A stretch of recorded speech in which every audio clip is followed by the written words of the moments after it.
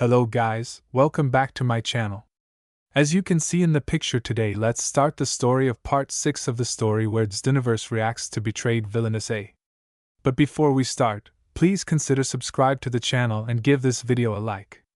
Don't forget to check the description for more information. Now, let's get into part 6. The next day. Issei's room, 7:30 a.m. Issei and Ingvald were sleeping on the bed. Ingvald was in her lingerie with her bra and her undergarments covering her private parts. Issei had pulled her closer to himself, her body being the closest to him. Issei had worn regular clothing as he did not want to do anything to her that he would regret. Ingvald opened her eyes and saw Issei cuddling her like a child. She smiled seeing the sight of Issei. She gave a kiss to him on the forehead as she muttered, "I love you, my dragon." She also decided to hug him for a little while, not caring for anyone else that would interrupt their blissful time. She loved her Issei more than anything else, and wanted to spend as much time as she can with the man she loved the most.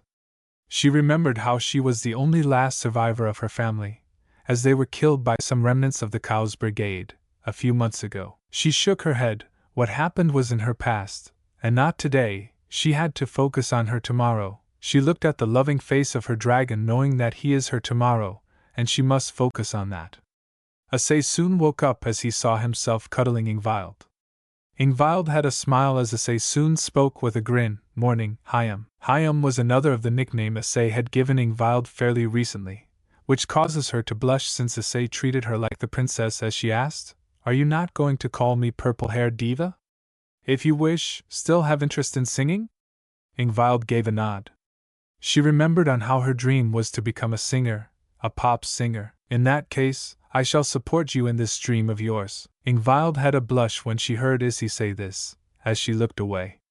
Issei soon decided to be a little mischievous and kiss her on the cheek, making her beet red. Soon enough, Issei and Ingvald decided to get up and get dressed since if Mary or Arcadia Issei would come, they may end up teasing them. Ingvald headed towards the stand where her clothing was kept as she picked them up and started to wear them. Issei waited for her patiently as the couple decided to get properly dressed for their upcoming events. After a while, Marie came inside as she had a smile on her face. She then spoke happily, "Morning you too." "Morning, Marie." Issei spoke with a smile. She soon came inside and decided to settle down with them as she spoke. "Hey Isseiverse decided to bring someone else to the theater just recently." "Who?" Issei asked with confusion, but seeing the sad smile on his sister's expression as she spoke, "Rainer, he brought her back." "Hey, that's it. It's fine, I knew he would bring her a while later. I mean, we have Rias and Co. in the theater, right?" Issei spoke with a shrug as he continued, "I could care less if they are here anyway. Is she still the same psychopath that she always is?" "Yeah. She showed me no respect. I put her in her place easily." Mary spoke with a sigh as Issei shook his head and responded, "She deserved that anyway. So you'll be watching another of Concept S pasts?" Issei asked, to which Ingvald shook her head and responded, "No, you see the viewing malfunctioned, so Revan has told we will be seeing something else." Issei nodded as he spoke. "I see." Issei and the rest soon finished their food. Mary and Ingvald spoke, "Well, we will be leaving. See you soon." Issei nodded as he grabbed Ingvald by her hand and made out with her in front of his older sister, who couldn't help but secretly take a picture of them. She had a small smile seeing this and knew this would be handy blackmail material.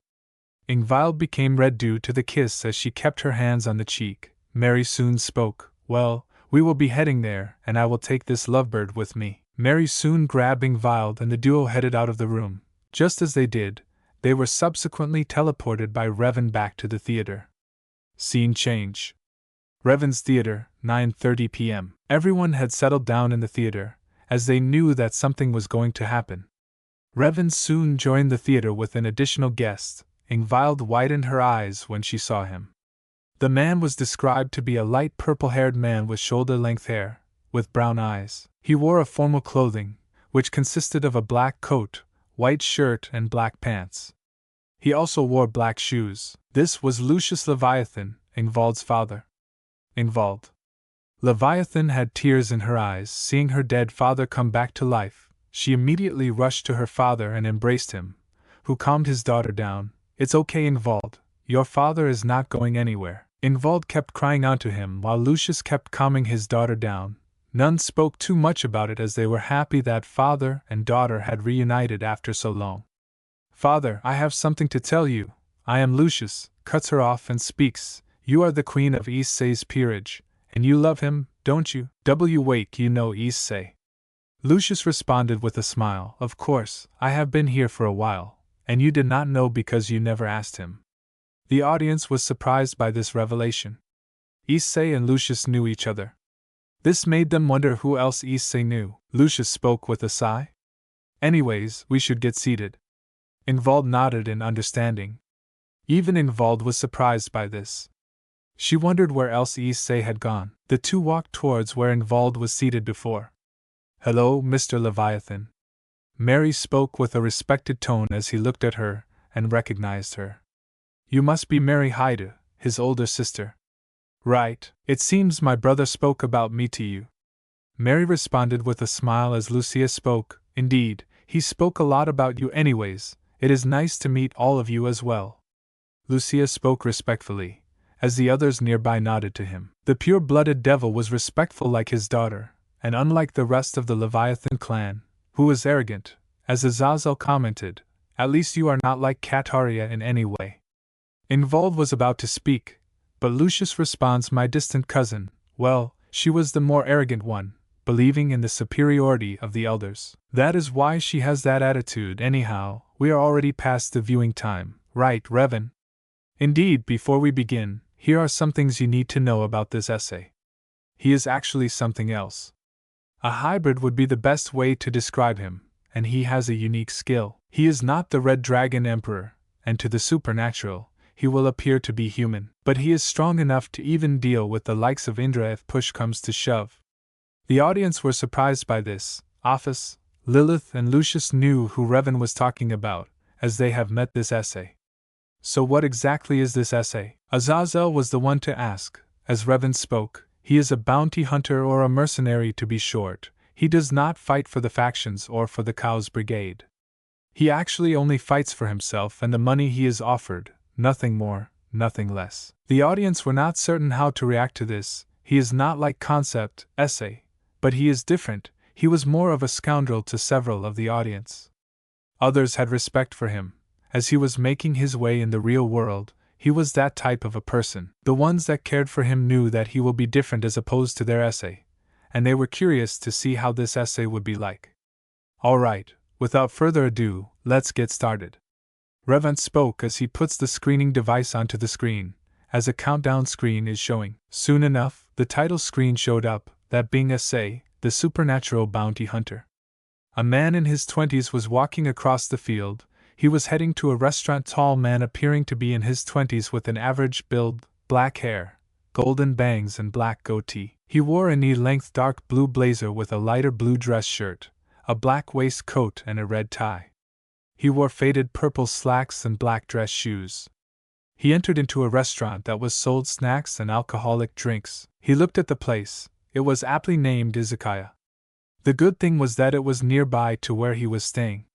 This is the place, Azazel muttered as he went inside. Why is my counterpart here? Azazel asked with a surprise as Yusaku spoke with a responsive tone. I guess you wish to have a drink. I don't have my drinks here, Yusaku. I always either have them at my place or at Tobio's bar. Tobio agreed with this. As Yusaku nodded in understanding, Revan then responded, You will know soon enough. As he did so, someone had greeted him. He was described to be a blonde-haired boy with blue eyes. He wore spectacles. He wore a casual winter jacket with white on the outside and black on the inside. Underneath it, he wore a formal clothing which included a white shirt, a blue tie and black pants. Welcome to Izakaya, sir. What can I get for you? The blonde team greeted with a smile as Azazel spoke. Take me to Issei, John. I have some business with him. Very well, Azazel. The now identified John spoke with a bow. As he decided to lead him to the way where Issei was, he opened the door where Issei was seated. It seemed to be an elegant Victorian-style era study room. I'd say this Issei has interesting taste, Arthur commented with respect, seeing Issei's choice of a room. It was well decorated with several books and other paintings. It also had a proper desk. And judging by the room, I'd say my little brother is quite successful, isn't he? Mary asked with intrigue as Revan responded, Indeed, he is also called the bounty hunter with a 100% success rate, meaning he gets the job done no matter what happens. The audience were surprised by this level of Issei's powers, while they feared what he would do if he were to hunt them down due to his bounties. And who is this boy John? Ijuka asked as he knew there was no one named John in their world. As Revan spoke, his past will be revealed soon enough. Let's just say it was a roller coaster of the past to say the least. The audience were even more excited to see what this story would show them and how it will unfold. They wondered what else will be revealed as the story progresses. Soon enough, Azazel saw a man in his 20s sitting on the desk. He is a tall, muscular man with mid-length straight black hair that reaches to his ears. His eyes are green. He wore a tight-fitting short-sleeve shirt, sports tan baggy training pants with a black belt weaved through the waist and black martial arts slippers. Hey, old man, it's been a while. Azazel grew a tick mark due to being called old man due to his age. As Azazel sighed and spoke, Been a while, Issei. That's Issei. And Vold spoke with a surprised look as she had a red tint seeing his body, knowing that this Issei may also grow to this size. However, she was not the only one. Even Valir, Lefay, Yasaka and Almenheld were in a daze seeing his body. Their lover looked really something. Indeed, this Issei is much older than the one in your reality, but regardless, he is pretty strong. If his muscles were not a giveaway, Revan spoke with a smile, as he could see that the forementioned were not the only ones that were his love interest. Even some others had the same expression. This included Sekvara, who had a red tint across her face, Sona Citri, Penemu and Sabesa Yara. They all had a red flustered look on their cheeks. Briselda and Gabriel shook their heads in disbelief, while thinking, must not thinking about naughty thoughts, must not think about naughty thoughts. Mary gave a nod of approval seeing her brother like this. She knew that this version of her brother would be getting a lot of girls by seeing his physique alone. She smiled at the thought of having a lot of sister-in-laws. Some of the men were intimidated by his physique, others amongst the male audience respected his physique, which included Thor and Sayer to name a few. They wanted to know his workout physique, and wondered if he was willing to share them something in the future. Raynor was in utter and complete disbelief seeing Issei like this. She couldn't imagine someone she hated looked this hot. Similar thoughts were in Tiamat as well. Rias and her peerage along with Irena, Ravel, Asia, Razwa Senzanova and those that did not care much about Issei were in disbelief that Issei would be the successful or good-looking. They were reminded even more of what they lost and what they cannot receive. Ryu and Aika were intimidated by seeing his physique. Ryu wanted to have a body like that sometime in the future. Similar thoughts were in Mickey and Goro as they wondered how Issei even reached a level of this physique. Who knew when those from Volley Team minus Kuroka and Team/Dog gave their approval for this level of physique. Some like Kaki and Tobio were curious to hear about his training regimen to reach this level of strength. Well, I have a job for you. Are you interested? Azazel asked Issei, to which he motioned John to close the door. As he did so, Issei looked at Azazel and spoke. Well, shoot. Go ahead. I want you to eliminate Ketchabil. He has been quite the problem. He is one of my strongest underlings, and he desires to restart the Great War. His base is in Kwa, the town where both Devil Eris are present. They are the siblings of the Devil Kings, Lucifer and Leviathan. He pretty much keeps them as hostages without them knowing, and any action from our side, he will dispose of them, which will trigger the Great War. He will use this as an opportunity for his war-filled actions. Since both Lucifer and Leviathan are very attached to their siblings, they will have the motivation to do so. Azazel explained seriously, to which Issei nodded as he responded with a frustrated look. So why are they even here in the human world? Issei asked, to which Azazel spoke with a sigh. Hell if I know, they both seemed to be interested in the human world. None of them said anything. They knew this happened in their reality as well, and with Kakabil still imprisoned, he won't be posing a problem. Both Sursages and Seraphiel glared at Raynor, causing her to shiver in fear. And let me guess, he has not taken them down because he has not found a way to involve the angels. Azazel nodded in agreement as he spoke. Right on the money. This is why I need you. You need to eliminate all the rogue fallen angels that are affiliated with him as well as take him down. That is why I need you to be heading to Kwa.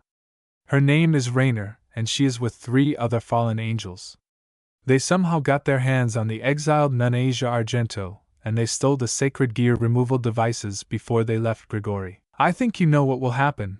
Then Issei nodded in understanding as he knew what he must do. He will certainly deal with them effortlessly. Several of the audience glared at Rainer, who was even more shivering due to fear. Not only her counterpart will have to deal with this monster version of Issei, but there is a high chance she will not survive this encounter. You damned monster, Rainer muttered underneath her breath while looking down. She was the most scared of this Issei. So when will they do it? Or are they already done with it? Issei asked, to which Azazel responded, you only have an hour or 2 before the ritual begins. They need a ton of magical energy, as well as to reach 12 a.m. for it to begin, so you still have time to deal with them. I see. So what do you want me to bring them warm or bring them cold? Azazel responded to Azazel's question. I would like it if you bring them warm and not cold. Well, I am afraid it is going to charge you extra, Azazel spoke with a shrug. As Azazel sighed, you haven't changed, have you? You have always put money first over morality anyway. Typical of a bounty hunter who was always successful in his mission. The successful bounty hunter. Some of the audience frowned at Issei's personality. He seemed to be a bit greedy for his own well-being. However, they decided to keep their mouths shut, knowing that people are hearing them. Azazel had a foreboding feeling that Issei is going to suck him dry of his funds. What can I say? I am a simple man making his way through this world. Issei spoke with a smirk as he stood up. He started to walk towards the painting as he spoke. I accept this deal. So you want them dead or alive? I would love it if they were alive, but knowing you, you wish for them dead. Right. Issei shook his head and spoke. Can't say anything. I hold no grudges towards anyone. To me, a job is a job. Personal feelings always come second, no matter what happens. I see. I would rather have them alive then, but if they are dead, that also works. Azazel spoke with a shrug as he understood that she was at his mercy. Issei then grinned in response as he spoke. Sure. I wouldn't mind, and considering you will pay me extra for keeping her alive. Sure. Rainer felt like she was completely screwed. She looked towards Azazel, who did not have any sympathy for him. She knew she was again at Issei's mercy. But how will we deal with the crack elf? Issei asked, to which Azazel chuckled in response at the nickname with jaw and looking at the scene amused, to which Azazel spoke. You may not like this one, but you will have to infiltrate Kwa as a teacher of Kwa Academy. And judging by your age, I'd say that you would be perfect. Well, I am technically 23, so that is not an issue. So I'd be a PE teacher. Right. Azazel nodded in response to his words as he spoke. Indeed, and if you want, Blonde over there can also join. Sure, well, I'd get going. Let's get this party started, and before I go, if those heiresses be a problem, I will deal with them. Personally, Azazel sighed as he spoke. Even the strongest Devil King and his wife couldn't stop you. So nobody in the Devil faction would to get in your way. But please, for both of us, try to keep a low profile. Deal. Issei nodded in response as he gave Azazel a strong handshake. The deal was accepted between Issei and Azazel. Well, Rainer is done for, Mary commented as she could see her fearful look. She had no sympathy for Rainer. Rainer was constantly shivering. She wanted to not see herself die. She has already experienced death, and she does not want to do so. Serzex and Grafia were concerned on what Issei would do to Rias if she gets on his nerves. They wouldn't be surprised if she is taught a permanent lesson. Seraphil could only hope Sona does not get on his nerves, as he wouldn't hesitate to deal with the heiresses if they become a problem. Sona and Rias only could hope that Issei does not come after them. Seemed concept Issei. They knew that Issei was not someone they wanted to cross or mess with. Rias and her peerage were fearful of this Issei. Something on your mind, Zaz? Issei asked Azazel, seeing him concerned state. As he spoke, your senses are sharp, of course you would come to know. I was thinking maybe we will achieve true peace after so long. That makes sense. After all, God and the Devil Kings are dead, so that can happen. Azazel was surprised by this as he asked, how did you know of this? Wait, God's death is not made public. Azazel shook his head as he spoke. I have my sources, let's leave it at that. Many of the audience unfamiliar with this were stunned by this revelation, while the leaders of the leaders' factions were silent upon this. This included many of the people that were in the leaders' meetings. They looked at their leaders who did not know what to say to their people. And if you are wondering why it was kept a secret, it was to prevent any attack from the other pantheons like the Norse or Greek back. Then the others present understood this, and they did not judge that too much. However, some still felt slightly betrayed by this revelation, but understood this. Anyhow, that still does not explain you, Issei Hyoudou, a being with no supernatural background or known sacred gear. But you alone pose a giant threat to the supernatural, seeing that you killed the so-called untouchable god, Baldur, as well as took down Cercichus and Graphia, and defeated them both. My question is how? Issei only chuckled as he spoke. Everyone has a weakness, Zaz. Once you find that out, exploit it, and it gets the job done. That is how I was able to take down Baldur, Issei then continued while shaking his head. As for fighting against those two, they were behind me because I killed some of their devils. They just wanted revenge because I killed one of their clan heads for some money. Azazel narrowed his eyes upon hearing this. Nothing made any sense as to why a human can slay God and defeat the strongest devil queen and strongest devil all by himself. He received the reports that confirmed the person was a human. Many minor deities have fallen to the young man whose name only Azazel knew of. But because of Baldur's public news of Baldur's death, he was nicknamed by many pantheons, the supernatural bounty hunter. The Norse pantheon was stunned by the fact that Issei, who was supposed to be a human in their eyes, managed to kill a god. The Norse were devastated by this reveal. The others were completely stunned. A mere human was able to kill a god. They couldn't imagine what else he is capable of. The ones that supported Issei did not know how to react to this iteration of Issei. Well, he was not as destructive as his concept evil counterpart. He can go up to such lengths. If you have a bounty on your head, he will find a way to find, locate, and kill you. No matter what happens, he will kill you when you are asleep or when you don't expect it. Regardless, he will get the job done. This includes for some artifacts or other valuables that gods or dragons possess. He will eliminate anyone that gets in his way. Azazel knew keeping the information about him was a bad move, but he knew better than to try and plan something against Issei. It would be his end.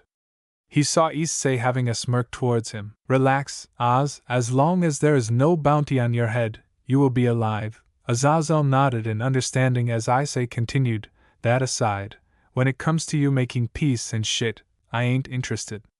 I only care about money to survive, nothing more, nothing less. Not war or peace. So remember that before thinking I will work with you. Azazel nodded in understanding as Issei looked at John, and they both soon left from this place. As soon as Azazel turned around, both went missing as Azazel sighed and teleported out of the place. It was a risky move, but the risk hopefully will be rewarded. Azazel knew that this was something he may have normally done. It felt like he must have been really desperate, and had no choice. It was making a final gambit, and it succeeded. He could only hope that things would get better. The audience did not know how to react. His actions were akin to how true bounty hunters reacted. The factions knew that as long as they are not on this Issei's bounty, they should be fine. The scene changed to the duo at the church looking at the fight that had happened. As John and Issei looked at the scene, in amusement, they could see Riaz eliminating the fallen angels that were outside with her power of destruction. Raynor gritted her teeth in anger, remembering what happened to Kala Werner, Mitlet, and Dunsink. A part of her regretted ever crossing paths with Issei at this point, and now they were gone. Azazel took a subtle glance at her, and shook his head in disappointment at her actions. So this is the power of destruction? John asked Issei, to which he looked at him, and nodded. Yes. But that is something only an amateur would do. She has much to learn if she needs to become better. Issei spoke with a disappointed tone. You seem like you talk from experience. Issei looked at John and responded, because I have seen and learned from it. I have seen bigger and better for someone to be the Lucifer's sister. She did not match my expectations. Even if I did not expect it to be on par with her brother's level. Issei spoke with a tone of disappointment, and annoyance, as he knew her defeating the fallen is not a big deal with this amateur-level skill. Rias looked down in shame and sadness. It seemed like Issei did have a higher expectations for her skill at that time, as Sosichus looked at her, and sighed as he muttered, "I should be angry, but I really can't." Sursicus would have been normally angry at this level of insult, but Issei was nowhere wrong. She never properly came to train with him that time, and that caused a lot of problems. Many of the others agreed with Issei's assessment of the situation, as they knew that he was far from wrong. "John, can you make sure this hybrid does not intervene?" John nodded as Issei spoke. "Imma deal with one of the dragons here, along with a cat, a knight, and the devil heiress herself, and if this Rainer is good enough, I may consider sparing her." John nodded as he stayed back. Issei headed out to deal with the situation. He knew what was going to happen. Grinning maniacally, he was certainly going to enjoy this. When he came here, he could sense the place reeked of devils and other supernatural beings like the cat and 2 dragons that were there here. Rias, Akino, Kiba, Kaneko, and Rainer shuddered on what Issei has planned for them. Rainer could only hope she is spared from Issei. She hoped that she is good enough for him. The others' audience wondered who is the other dragon Issei talked about, given the first has to be Genshiro Saji. Inside the church, Issei could see a woman with black hair and a sexy body was smiling sadistically as she watched the blonde nun that was crucified to some cross device. "It's about time," the woman spoke as she knew what was going to happen next. Asia shuddered, remembering her past. It felt like a walk down memory lane, as her friends and loved ones were consoling her and calming her down.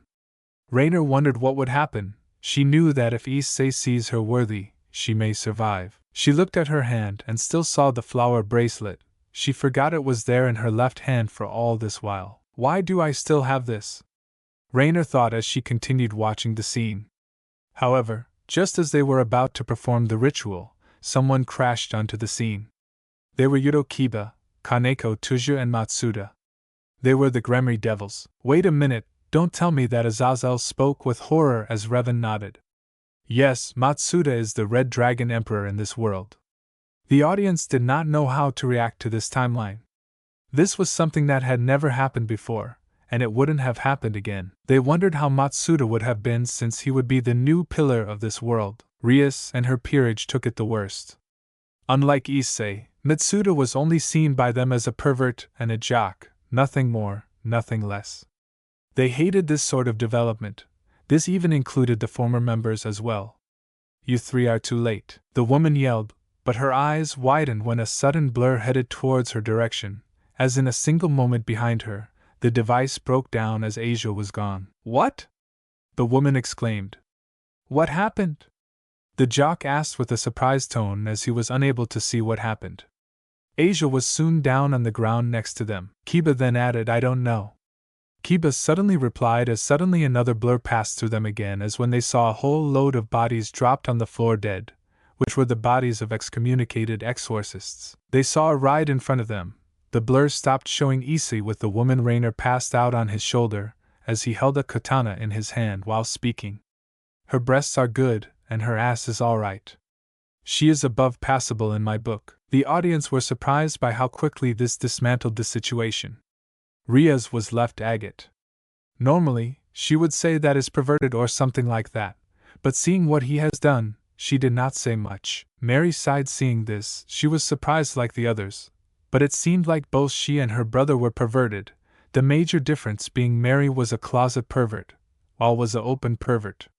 Ingvild felt a little jealous seeing Rainer being complimented. So were those girls that loved and cared for their Issei. Rainer sighed in relief that she was being kept alive this time. However, she felt a bit offended that her breasts were just good and her ass is just alright. She believed she was far above that. Some like Kaz's Alia Norton were silently chuckling seeing Issei rating Rainer like this. They also had to give Issei an agreement that she was good enough for being kept alive in Issei's book. "Well, I will be taking her. You can have fun with your nun or whatever." Issei spoke with a dismissive tone as he left. When he was gone, the trio looked around as Matsuda asked, "What should we do?" "We should inform President immediately about what happened." Kiba tried to call his master, but much to his surprise, she did not pick up, and after a moment Kiba got worried. "She isn't picking up." And Echo's eyes widened with horror as she spoke. President and Akino's senpai are upstairs. Her words made Mitsuda horrified. They are perhaps with that strong-looking guy. Matsuda yelled with horror as he carried Asia and ran upstairs with her in his arms. Kaneko and Kiba ran alongside him as they walked up their stairs and saw their master and queen talking with a man and another blonde person.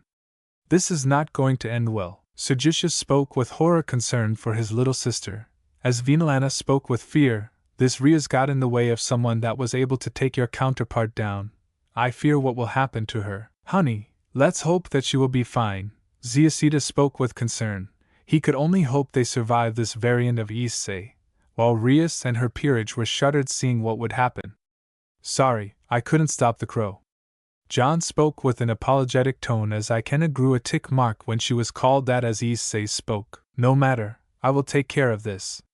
Look towards Rias who demanded him. I said hand over the fallen angel. And if I don't, what will you do? Go to your big brother, saying on each and this bad man beat me up. Spoke with a mocking tone. As Rias got irritated by this, she then retorted, I won't bother my brother with this. Rias stated, making Issei chuckle. Right, because he ain't recovered from our last scuffle, Issei replied, making Rias confused as he spoke. It matters not anyway, since she is coming with me. No. Hand her over now. Rias demanded while flaring her aura. Akino also followed suit, but she seemed more intimidated. She had faced against John, and he was evenly matched. The only reason she even reached here was because she was able to trick him. Rias and Akeno gulped in fear at what their counterparts are doing. They feared them even more, as they knew this Issei was cold and merciless. Their loved ones could only hope they survive. Blind arrogance runs in the family, it seems, Issei muttered as he handed Rainer's passed-out body to John as he held it. Hold it for a while. Issei spoke to him as he nodded. He then looked coldly and spoke. I've told you twice before, I'm not here for you or any little devil. My job is to bring this crow, and I have decided to deliver her in one piece. So you have a choice, either leave me be or you will regret it, Issei warned as he cracked his fists. He did not mind dancing with the Gremry peerage. The other devils were afraid, walked up while hearing Issei, afraid of what might happen. Rias, on the other hand, her eye twitched due to the insult. She fired a power of destruction blast towards Issei, who just flipped it with his hands like it was nothing. What? Rias yelled in surprise as Issei just smirked. In a mere moment, he appeared towards Rias and grabbed her leg. He then slammed her on the ground over and over again until she was bleeding. Her clothes were partially destroyed. She soon passed out groaning in pain. Rias was pale seeing her condition, while her loved ones were horrified by what they were witnessing. Issei was utterly merciless, and they knew what was going to happen. The other peerage members and their loved ones feared what will happen to their counterparts. Bullish, just like your brother, Issei spoke with disappointment as Matsuda charged at him yelling, Rias. The boosted gear announced in tandem boost. Matsuda was ready to punch him in the face. Don't you dare. Matsuda was cut off when Issei had held his hand and looked at him with raised eyebrow. Is that all? I expected more. Issei spoke honestly before chuckling. You seem new here. Word of advice, don't go blindly or else this happens. Issei gave a hard punch to Matsuda's face, which sends him back to the basement knocked out with most likely a concussion. Vibble looked shocked as he narrowed his eyes and dashed at Issei with a demonic sword as he blocked it with a single finger. Issei yawned at his face, after which he spoke. Sword birth. Issei destroyed the sword, startling him as he continued, the sacred gear that create demonic swords with different unique abilities. But you are still an amateur at using it. Keep training, and one day you may create a sword that can hurt someone powerful. Little Knight, Issei said before punching Kida's chest over and over again, damaging his ribcage. Issei followed up with a kick that sent him flying towards the statue pedestal, knocking him unconscious. Piba was pale seeing himself like this. However, he had to consider Issei's words. He knew what this meant. He needed to train, as he noted what Issei has spoken. Now Akino and Kaneko were worried on what Issei would do to him. Now do you two wish to dance like them, or do you have brains? Issei spoke while walking towards them as Akino and Kaneko shuddered at what Issei had just done to 3 of their members. He walked towards Akino, who was trembling with fear as she shook her head no. We don't want to fight, Akino replied while shaking. Issei narrowed his eyes a bit before grinning towards her. He then leaned close next to her ear. Perhaps not fighting with hands, but maybe in bed. I can tell you're getting off on this, you slut, Issei whispered, but he knew that the catgirl can hear this. Not that he cared. Akino and the audience herself couldn't help but feel turned on by this Issei's intimidating attitude. The audience turned to her and gave a look of surprise seeing her like this. Eriquil and Suzaku felt a bit embarrassed by this side of Akino. No matter which universe she is in, she will always be a sadomasochist. He simply stood up and gave Akino's ass a good smack as Akino yelped in response. He then walked back to John and a passed-out Rainer. John looked at Issei with a questionable look. Issei then spoke, "Don't be like that once you go there for your vacation. Do tell me if you are able to do this to some of your girls." Issei muttered to John, who could only sigh seeing his mentor's attitude. Knowing what he meant, he took Rainer from John and swung her back on his shoulder. He and John then walked out of the church as he spoke. "Oh yeah, forgot to tell you, I will be attending the school. So tell the other devil in charge that I'm here for a job and not for a trouble. See you around, devils," Issei informed before they left the church. Akano was speechless at what Issei did. It seemed like he was a pervert even in this reality. She knew that this was a trait her counterpart had to accept. She could only hope that her counterpart is not stupid like she was. Sona and the devils that attended wondered what developments will happen. They could only hope that they don't do something stupid. "What should we do, Akino?" Kaneko asked after sighing with relief once the 2 men left. As Akino responded, "We need to get them healed up immediately." "I'll inform Sona of what happened as well," Akino stated as she called Sona Citri of what happened. The audience wondered what will happen next as they knew that Issei and this John attending their school would be something. The scene changes to Azazel's apartment, which was open. The duo head inside without even knocking as Azazel was busy playing Mario Kart 8 Deluxe with him, trying out the Rainbow Road course, which was now in Mario Kart 8 Deluxe. "I say, can't you knock? And John, couldn't you stop him from entering?" Azazel complained as Issei just walked in and dropped Rainer's body onto the ground. "Gee, talk about lack of respect," Mary commented as Lucia spoke. "He is like that, you can't help it." Rainer felt offended with the way this Issei treated her counterpart, while Azazel was more interested in the new booster course pack that was in Mario Kart 8 Deluxe. Revan looked at him and remembered something that was in his mind. "If you'd locked the door, I would have," Issei replied as he walked over the fridge and took out 3 beer bottles. He gave one to John and sat down on one of the couches with John sitting nearby. He removed one of the beer caps with his teeth, while John used a near beer cap opener before chugging it down completely. Issei handed the other to Azazel, who sighed and sat down as well. The duo were drinking their beer slowly. "He has got some really amazing alcohol tolerance," Biter commented as the Asgardians present noted this, with Auden speaking. "Although it would be better if he enjoyed the beer, in my opinion. So where is my pay for her?" Azazel pointed to Rainer as he spoke. "It is laying by your feet." Issei was left confused as John was also equally surprised by this. Rainer was left dumbfounded that Azazel would do this to her, while Azazel only shrugged, thinking this was a better option for her. "Really? She is my pay?" Issei asked, not impressed by what he heard. Rainer felt offended by this. She was not happy with how Issei did not see much value within her pay. She is very well looking for a fallen angel and has basic skills such as cooking, cleaning, and doing chores. She is also a decent strategist. I thought that it would be perfect since I was going to excommunicate her for what she had done, but I thought she would make a good assistant for you. Issei rolled his eyes in response as he spoke. "I already have 2 stronger assistants with me, if you are wondering." I know, but what is the harm in keeping another one?" Azazel asked with intrigue as Azazel sighed. "Sure, why not?" Rainer was surprised that Azazel would stand by her as Azazel gave a side glance while thinking, "I hope this viewing teaches you the lesson you deserve." The others wondered who those 2 assistants were as they knew that they are Issei's helpers that were in this world. They did not know what relationship Issei had with them.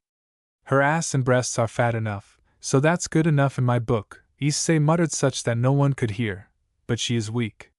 Can't you put her through some training program first to boost her strength? I don't want to babysit her for being too weak, Issei asked, making John sigh and Azazel roll his eyes.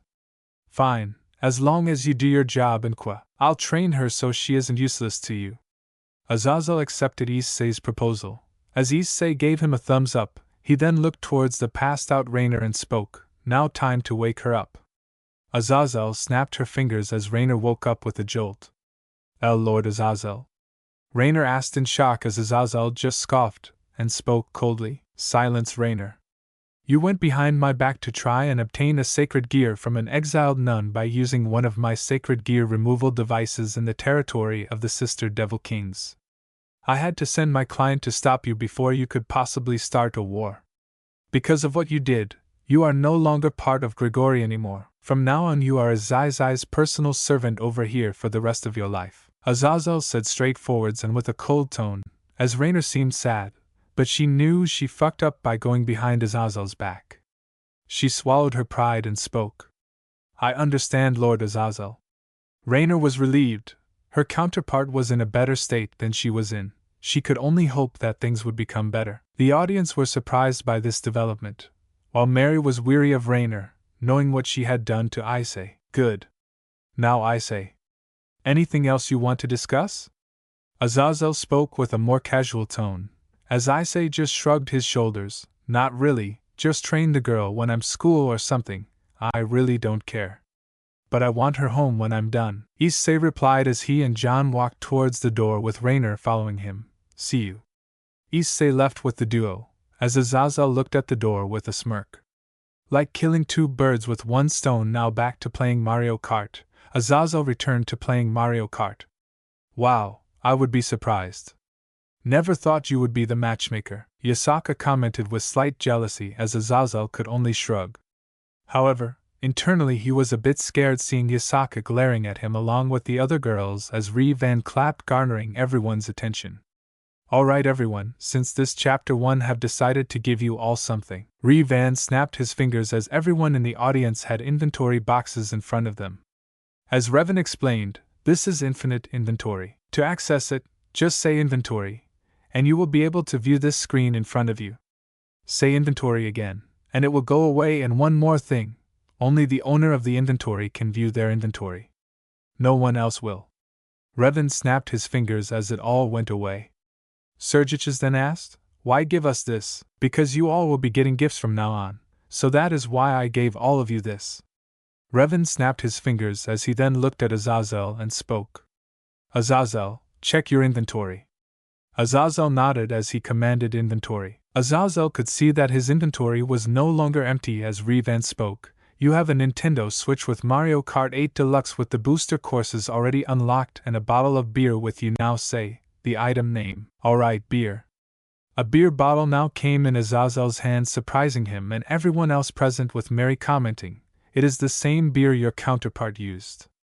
Azazel nodded as he could see the inventory space where the beer bottle was present was completely gone, as Revan explained. Now this is how the inventory works. You will gain the same items that your counterpart has used in any way, except for a certain few, no one. But you will have access to the items present in the inventories, so enjoy. Azazel gave a smile in response as some of the guests remained a bit jealous of Azazel. However, they knew that they would be getting their chance soon enough. Alright, time for the next viewing. Alright, before we begin, I have two people to introduce you to. Revan snapped his fingers as one more guest appeared. Hajuka and those from the Devils immediately recognized her.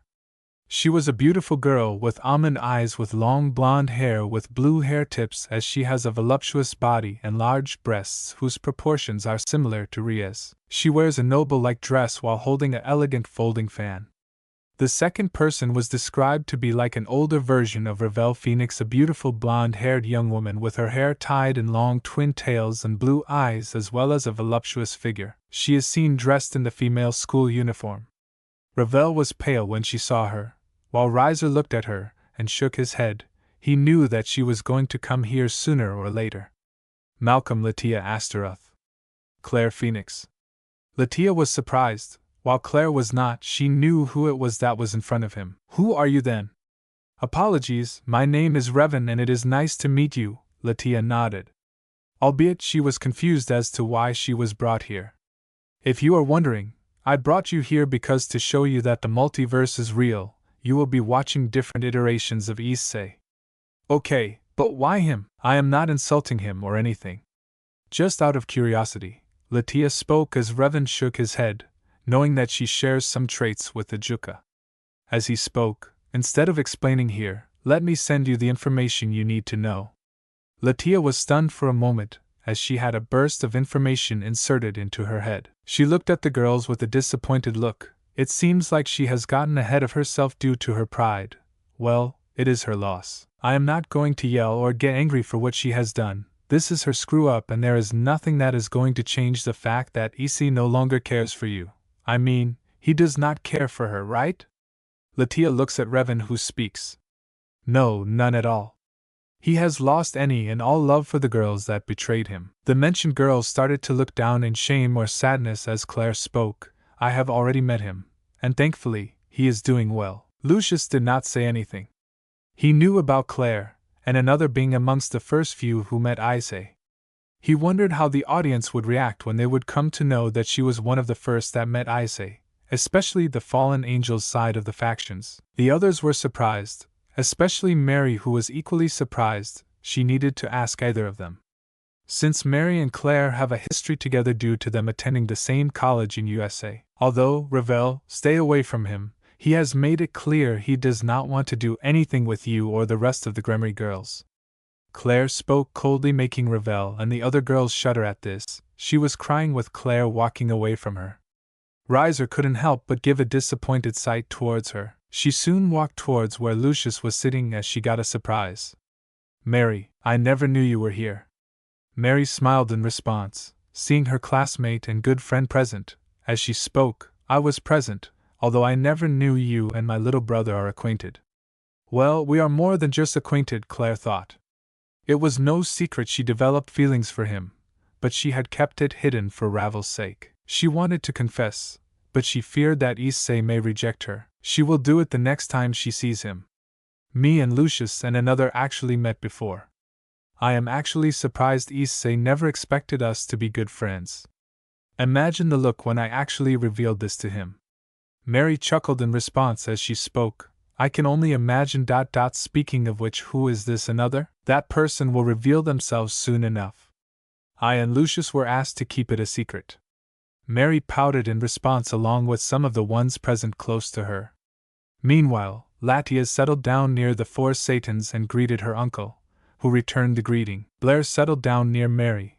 While the audience wondered who was this another that Claire mentioned, Mary herself wondered who that person was. Alright, let us begin the viewing. Revan started the viewing as the screen started to be playing. Issei, John and the now newly servant Rainer were walking towards their home as Issei asked, So your name's Rainer? Not bad for a fallen angel. Issei spoke casually, making Rainer look up in surprise. What do you mean not bad? Mine was chosen by the biblical God himself. Issei rolled his eyes when Rainer tell him like that as he spoke. Geez, take it as a compliment, girl. Don't get your thawing or feathers in a twist. I've met a bunch of female fallen angels, but you have a better name than most of them. Rainer blinked her eyes twice when she heard that, as she looked away. When the two overtook him, she ran away. Rainer had a red tint when she heard this, but it only lasted for a moment. She hid it so that no one of the audience could see that. It seems like no matter which universe, Issei is the Riz God. Biko muttered, to which Arthur nodded in agreement. He could see his sister fuming a bit in jealousy seeing this. So what even is your name, Muscle Man? You look like you are from Japan. And as far as I know, not even that Jock Matsuda had a body like that. No one I know from this place does. Rainer spoke with a tone of surprise, to which Issei responded. The name is Issei and you're right. I am from Japan, but I am kind of unique in a way, Issei spoke with a shrug. I got no sacred gear or a magical prowess, nothing. Just some random dude with a shit ton of artifacts meant to deal with the supernatural. You're fully human. I thought you were some kind of hybrid, Issei shook his head and responded, "You are close, babe. Although I am still human, my body has been altered and experimented on. That was how I was able to reach this level. I am no ordinary human, 'cause unlike them I am much stronger than them as well as I am kind of immortal." "Wait, what? My brother was experimented?" Mary asked with shock, with even the rest of the audience being shocked by this as Revan spoke. "Yes, and he will reveal what has happened to him soon enough." In this viewing itself, many felt bad for this essay. Those that cared for this essay were devastated by this. They wondered who would experiment him, while they also wondered where his parents were. "Altered? I don't understand, how can this be? I can't sense anything from him. Is he even real?" Rainer looked at him in surprise as Issei looked at her and spoke. "I'm very much real, babe." "Are you some sort of telepath?" Rainer asked, surprised, to which Issei shook his head and spoke. "I told you I have nothing. It's just many have the same thoughts when trying to figure me out. To put it best, let's just say I am a special case," Issei said vaguely as he brought out a cigar and a lighter. He lit up the lighter and started to smoke. Some of the audience frowned at Issei smoking, while the others did not care, knowing it was his life, and they had no argument there. "You don't mind, do you?" Rainer puffed in response. "Of course not," Rainer replied as Issei spoke while making a puff out of smoke. "We are here." "This is where you live?" Rainer asked with a shocked tone, as he spoke. "Indeed, my bounties allowed me to buy this. Like majority of my bounties are in 50 million. One of the highest was Neza, which was a $10 billion, so it was not a problem for me to buy and maintain this luxury." The audience were surprised and enamored by this. This mansion must have costed $1 million of bucks, and the best part, it was near the seaside, meaning could visit the beach anytime he wanted to do so. Additionally, the fact that this killed gods and minor deities made him into a millionaire. They could only hope they are not in bounty. They feared what would happen if was to get a bounty for them. They even killed Neza. "Can I ask you something, Revan?" Odin asked with surprise, to which Revan responded, "Yes." "How much was he paid for killing this universe's boulder?"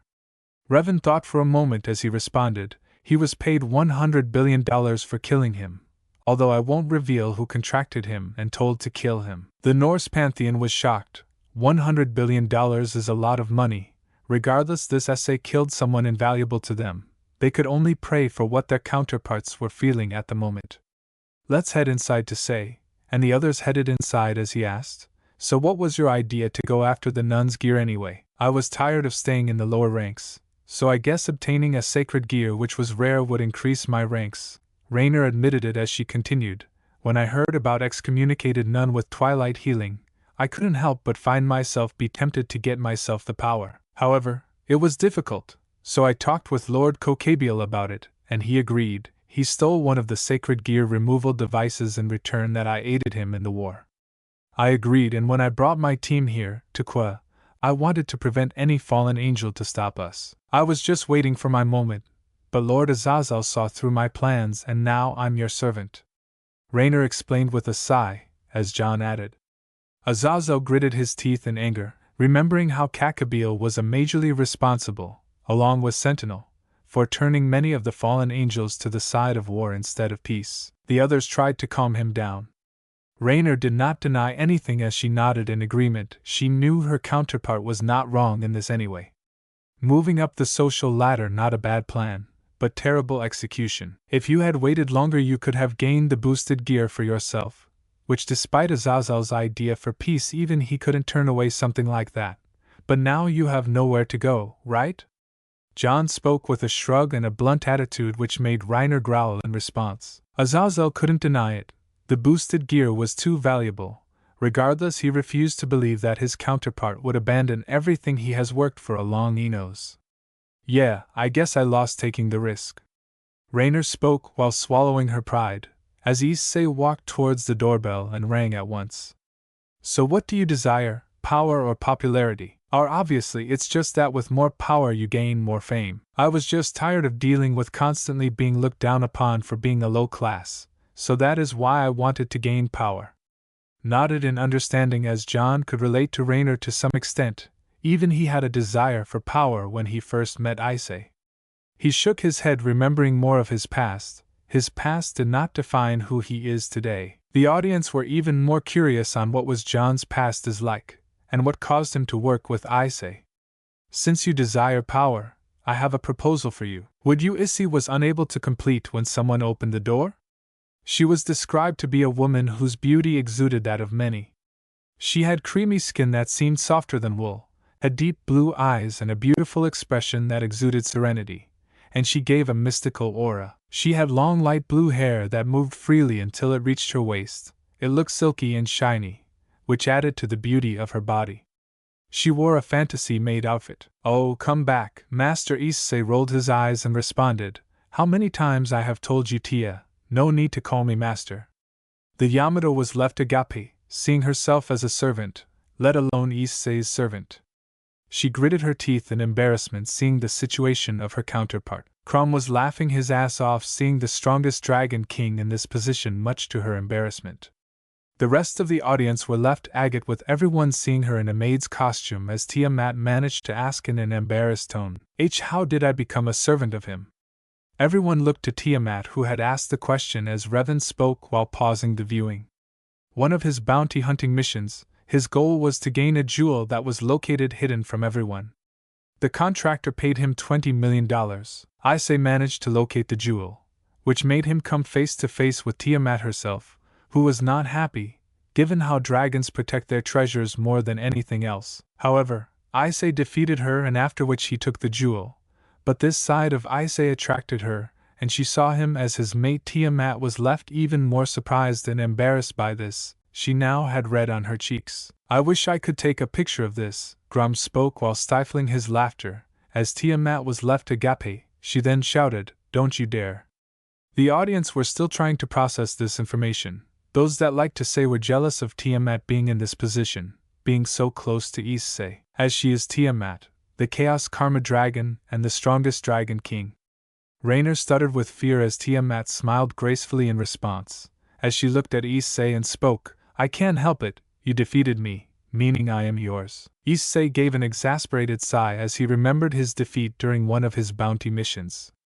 Ever since she has been trying to hound him for his virginity, but Issei is too busy with his missions and always came home exhausted. Maybe she would get her chance today. Tiamat was becoming even more embarrassed seeing her act like this, but soon enough she realized that Issei was still a virgin. Many wanted to come after her because of her beauty, but Issei was still a virgin. She felt depressed knowing she failed her only possible mate. The other girls were still jealous of Tiamat acting like this, but a part of them were happy that Issei was a virgin. Anyways, welcome back, John, and who is this fallen with you, master? Issei looked at her and spoke with a smile. She is Rainer and another of my bounties.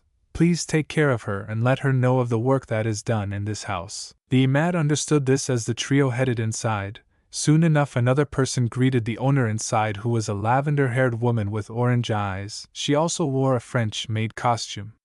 She wore a maid headband, with the maid costume was black maid costume with white lower apron.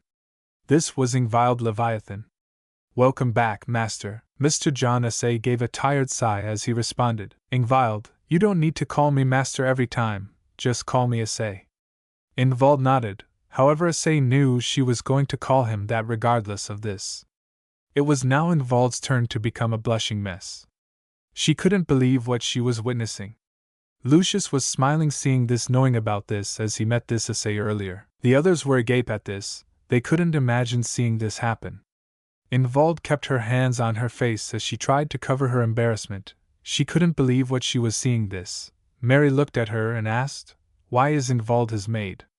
Revan took a deep breath, paused the viewing and spoke. During the time of one of his other bounty hunting missions, he was asked to deal with the old Satan faction that were plaguing the devils.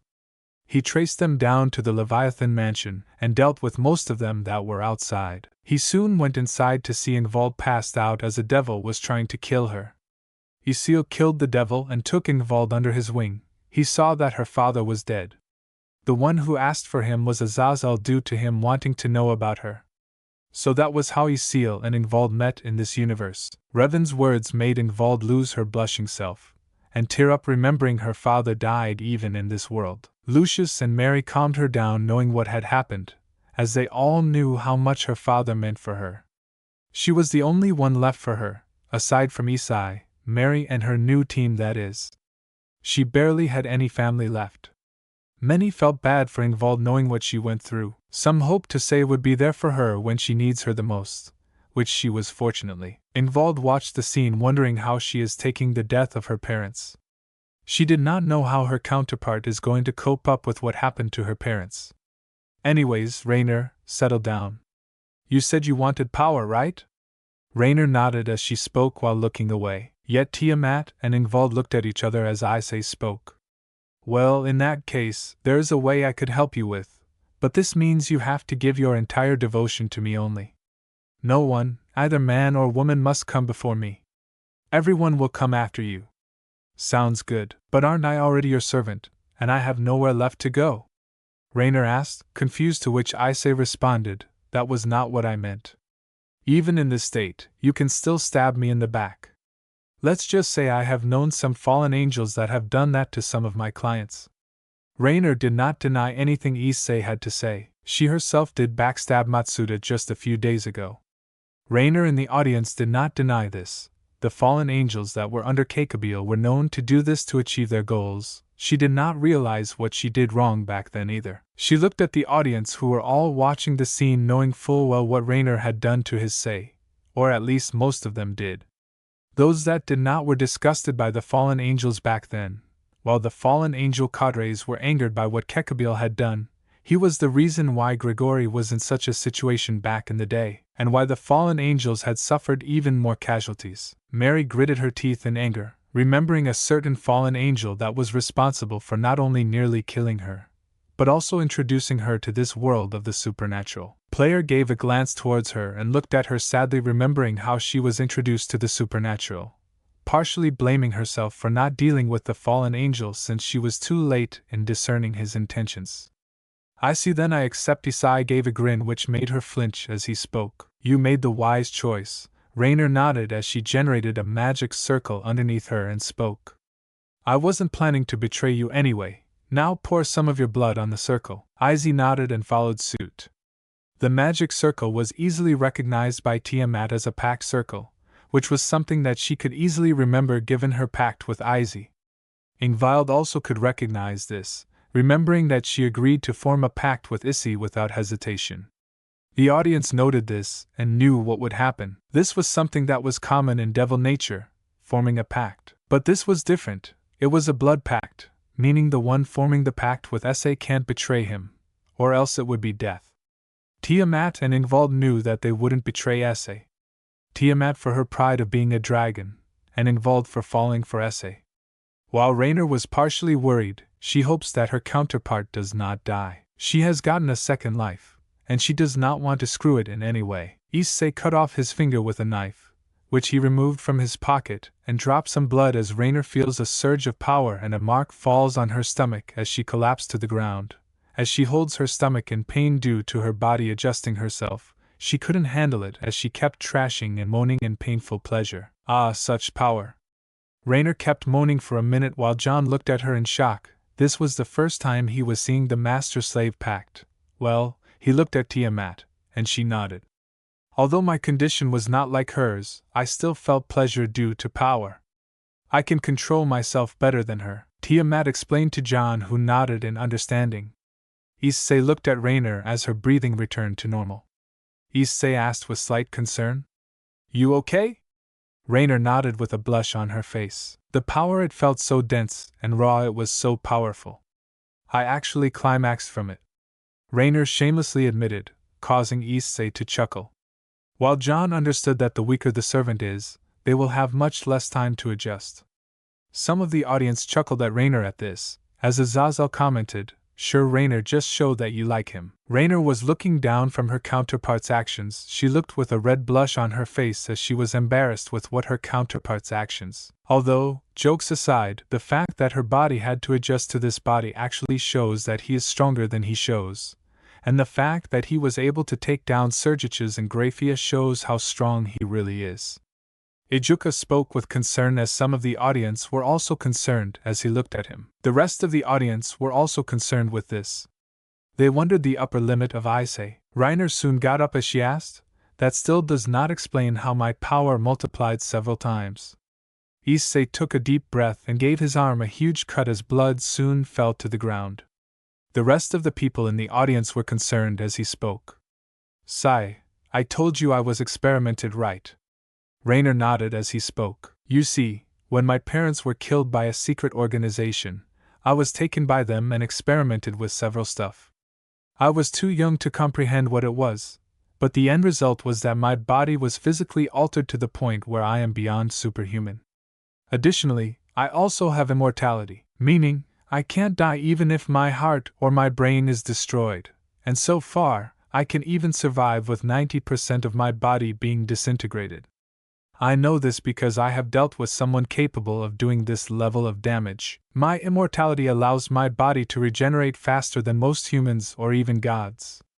And if the regeneration surpasses the destruction of my body, I can still remain alive. Rainer gulped at this prospect. She could see how strong Issei really was as he continued. Additionally, I was given a unique power, a blessing if you may. The blessing allowed me to become the way I am at the cost of not being able to use any sacred gear or having any magic talent. It gave me enhanced 5 senses, insane physical abilities and some other things, coupled with what I have. It also allows me to use legendary weapons without any consequence. However, what I have is more like removing limitations of being a human being, so I need to work as hard to get this strong. Issei explained before laying his head on the couch. The audience were surprised by this, however soon many were devastated as to what happened to Issei's parents, which caused both Goro and Miki to become pale at this revelation, while Laika and Ryo were crying in sadness. Some of the audience were livid at what happened to the Hyoudou couple, others were angry while some just did not care. Mary also shed some few tears when she heard of this and what Issei went through, although she decided to not show it to anyone. The strength meaning. Rainer tried to pry for more information as Issei spoke with a serious glare. I will continue, but you must not reveal anything what happened to anyone.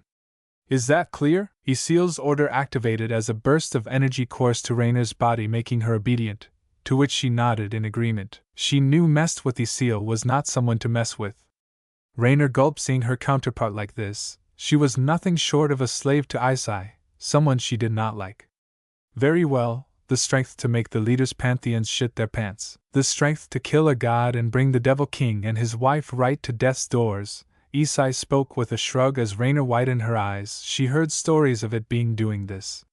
The leaders couldn't help but feel afraid by this as Serzex held his wife closer to him with concern, knowing that this Issei nearly killed the two of them. Grafia was blushing, but like her husband she was afraid of this Issei.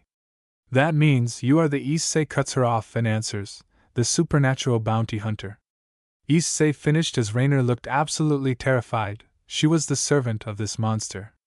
He was a well-known menace to society, that is the supernatural bounty hunter. Hell, when you're the first ever human across the world to receive a special rank wanted level, which is reserved for like godlike beings. You know you're a problem. The audience gulped at this prospect of Issei. They had to respect and fear this variant of Issei. Sure, he was not ruthless and vindictive like concept Issei, but he has a very special motive of doing his job, and with his success rate of 100%, they are done for if they face this Issei. That means I am the servant of the most dangerous human alive, Rainer muttered to herself as Issei just laughed. Yeah. You're all kinds of fucked, but hey, Azazel is willing to train you. So that's a thing. Rainer sighed in relief at this prospect of revelation. As Issei spoke, well, I'd say we should all head to sleep. I have to head to school tomorrow. Apparently, Zaz wants me to be a teacher. Issei looks towards John and speaks, you too, John, you will be going there as a student. As you wish, Sensei. John spoke with a bow as he headed to his room, with Rainer asking, how strong is Blondie? Strong enough to take on your old self with ease. He was able to keep up with that hybrid Okeno. He can handle himself just fine. I haven't estimated his upper gauge of strength though, but his powers and potential is really strong. He can hold his own even against high-class devils, although with some assistance from me, of course. Rainer nodded in understanding as she spoke. So where will I be staying? Tiamat should lead you to a room. Tiamat nodded as she understood what she had to do. She then spoke with a smile. Follow me, Rainer. Rainer nodded in understanding as she did so. Rainer could only hope that her counterpart survives this one.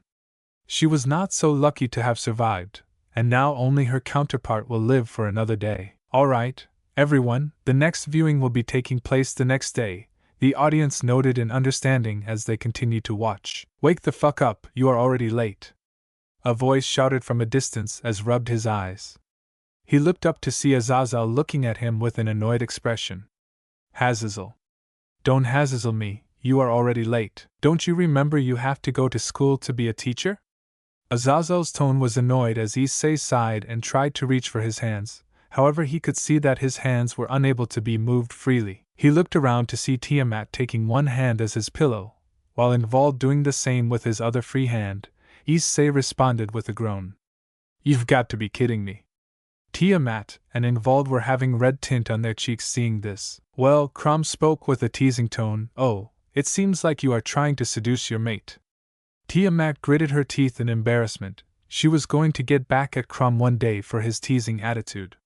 She wanted to punch him right now, as she was becoming even more embarrassed seeing herself like this. She never thought her mate would be a human in this world. Ingvald, on the other hand, was also beet red, as Mary teased her. Well, it seems like a master is having the utmost service from his mate. Mary laughed at her face as she became even more embarrassed. The others near her were chuckling, seeing her act like this. Well, the girls that truly loved Issei were jealous of Ingvald and Tiamat being in this position. Asia and the girls that were in Issei's old harem felt sad seeing this scene, believing that they once were in that position instead of them. They did not like what they were seeing, but there was nothing they could do. Some of the boys and men in the group were a bit jealous seeing Issei like this. He was so lucky to have charmed the two girls. Are you serious? You have two of the most beautiful women sleeping next to you, and you don't jump in. Are you even still a virgin? Issei responded with a deadpan tone, yes. Well, whatever, I am not someone to pry on matters like these. I would have jumped up the opportunity being with the strongest dragon king and the princess of Leviathan. But whatever, the good thing is that since you are the physical education teacher, you can get dressed in any clothing, as Isel spoke with a shrug, as he carefully got up without disturbing the girls. He did not want to ruin their sleep. Many smiled in happiness for Issei showing care for the two girls. Ingvald was the happiest seeing this side of Issei. Are you sure you're going to leave them uninformed? Issei responded with a neutral tone. They can call me if they are worried. Besides, I have already told them that I will be heading to the academy, so it is not a problem. Yeah. Just make sure that you are able to deal with Sona without a problem. She is one of the devil heiress, and please try not to cause a scene there. I don't want to deal with the aftermath of that. Spoke while waving his hands. Yeah, I want. Sona and Seraphil sighed in relief that will not harm them in any way. They mentally thanked Azazel for saving him. Azazel looked at him with an annoyed look as spoke. So is John ready? Azazel looked at him and spoke. He is actually more punctual than you. He is patiently waiting for you. Azazel nodded as he headed to the bathrooms. Azazel then spoke. And I will be picking up Rainer in a half an hour when you are gone.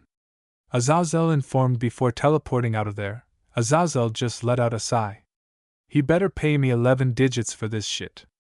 Fucking dealing with kids with some of them being snot-nosed devils, Issei muttered to himself before getting properly dressed in the shower. He decided to head to school as soon as possible. He closed the door before entering the room.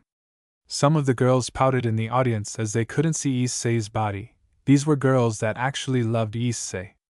It seems like he is going to suck your bank account dry. Mary commented to Azazel, who could only give a sigh in response.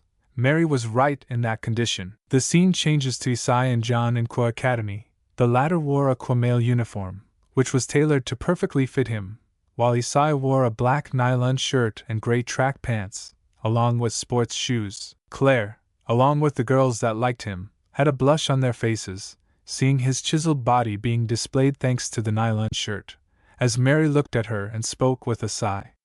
Oh dear, Ayakitori loves my brother, Mary muttered to herself, which Claire fortunately did not hear due to what she was seeing. Some of the boys vowed to train harder to reach this Issei's body type.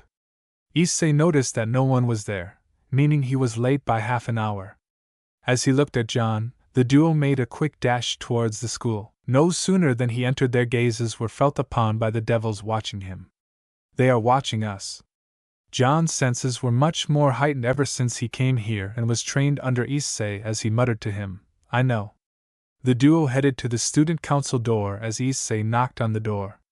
Soon enough a female voice responded, enter. Issei did so, as Sona, the only person in her room, looked with surprise as a behemoth of a person entered her room that was Issei. Meanwhile, Issei seemed unamused, knowing that devils like to lurk in dark places. Many were curious on how their first interaction would go. I am the PE teacher and the kid's the student. We both are here for our schedules, Sona snapped out of her shock, as she nodded and gulped in fear before taking out a document from her drawer, giving the first one to John. This is your schedule. Your books will arrive later today at your house. You will be attending Class 2A. So I think you should head there. John nodded as he bowed and spoke. Thank you, President. Sona responded with a smile. As John headed outside the room, Sona soon took another document from another drawer. As she spoke, your schedule is here. The good thing was that you did not have any classes. However, I would advise you to make it on time since some classes are quite early. Issei nodded as he started to look at her, not half as bad for a devil. Short in the bust and ass department, but she does have this strong department that I like. Sona, in the audience, looked at her body and felt rather underwhelmed. She did not have the buster ass like Rias does, and Issei knew it. It's okay, Soten, your one Isama still loves you regardless. Serafal spoke with an assuring tone as Sona felt even more saddened by this. However, she did notice that Issei still saw her for strong attitude and had a red tint, which only lasted for a moment. Issei took the schedule and left the room as he noticed from the corner of his eye, Rias and Aquino were walking in his direction. You've got to be fucking kidding me. Issei made a left dash towards a different direction, narrowly avoiding Rias and Aquino. The Gremory family and peerage sighed in relief, thankful that a confrontation will not be happening anytime soon. However, they feared that it will happen sooner or later. Issei soon walks towards the class he was assigned to due to having a PE lecture there. Since he knew that this was John's class, he hoped it would be easier only for someone to be sent flying towards the wall, knocking him out cold. Issei looked at the one who was sent flying and was surprised to see Matsuda being the one that was sent flying as he turned around to see John speak. Stop annoying me, I won't listen to that red-haired cow. Issei smiled in response hearing John speak like this. Rias was offended with what John had called her. Worse, it was Issei that smiled for John doing this. The other guests remained speechless upon hearing John call her that. Some were chuckling hearing that John said that, knowing that she was a red-haired cow, causing Rias to glare at them with anger and hatred. One of them was Mary and Claire, who did see her as a red-haired cow. Regardless, many were amazed by John's level of strength. He knocked out Matsuda with a single punch. They wondered what Issei has been training this boy with. John was standing in front as two girls praised him. That is our true prince. John rolled his eyes upon hearing this with the other speaking, putting that pervert in his place as something that only a true prince would do. If anything, he was annoying. I could care less on what he or that red-haired cow wants. Some of the boys in the school wanted to teach a lesson to John, but were scared of his strength. While Asia rushed to heel towards him. All right, John, that's enough. John was startled with the voice. However, he calmed down when he saw it was his mentor and teacher that showed up. When they saw Issei, many were intimidated by his presence. Some of the girls were blushing seeing his physique, while Liashao was worried seeing him here. Atsuda soon got up and was angered seeing him here, but with everyone present, he had to remain quiet. Now I want you maggots to get on the ground. In 10 minutes, get dressed and head down, no exceptions. Failure to comply will result in detention. Do I make myself clear? Issei commanded seriously as the students nodded with respect and fear. The audience was startled by what Issei had done and how he was able to get the command of everyone in just one word. They wondered just how powerful Issei can get. Rias was still getting angry at what John was saying. However, Mary noticed her and spoke, not caring for others. Serves you right, you red-haired cow. Rias wanted to tear her apart, but knowing what she is and what she is capable of, she did not try anything. Circeus looked at her and sighed, knowing that his sister is going to take a while to change. Asia and Matsuda were heading to the Orc, as Asia earlier was told by Matsuda that he was the man that had stopped the peerage from eliminating Rainer. However, Issei sensed this and walked towards the men, whispered with a sinister smile. Now, don't you dare walk in an opposite direction. I know you want to report to your master, but there is no way I am letting you disrupt my classes. Am I clear? The duo were shivering as they nodded with fear. Issei knew what exactly they were intending to do as Matsuda spoke. Why yes, and say we will go after that. Issei smiled in response. Good. Issei soon walked away as he spoke while waving behind. Now you only have 10 minutes. I would advise you to make it as soon as possible. Got it? Yes, the duo nodded as Issei walked away. Matsuda was glaring at Issei with anger. Issei headed to the ground waiting for the students. As he did, he noticed someone walking towards him. The audience was shocked by how Issei was able to control the situation again. Asia was shivering seeing how Issei was able to deal with them with fear. Rias and the Orc girls held Asia with worry for her well-being. They dreaded on what this Issei could possibly do to Asia if she were to ever get in the way of his mission. Some of the others wondered who walked towards him, as that was going to be revealed soon. I never thought you would be showing yourself as a teacher, especially after the stunt you pulled at the church.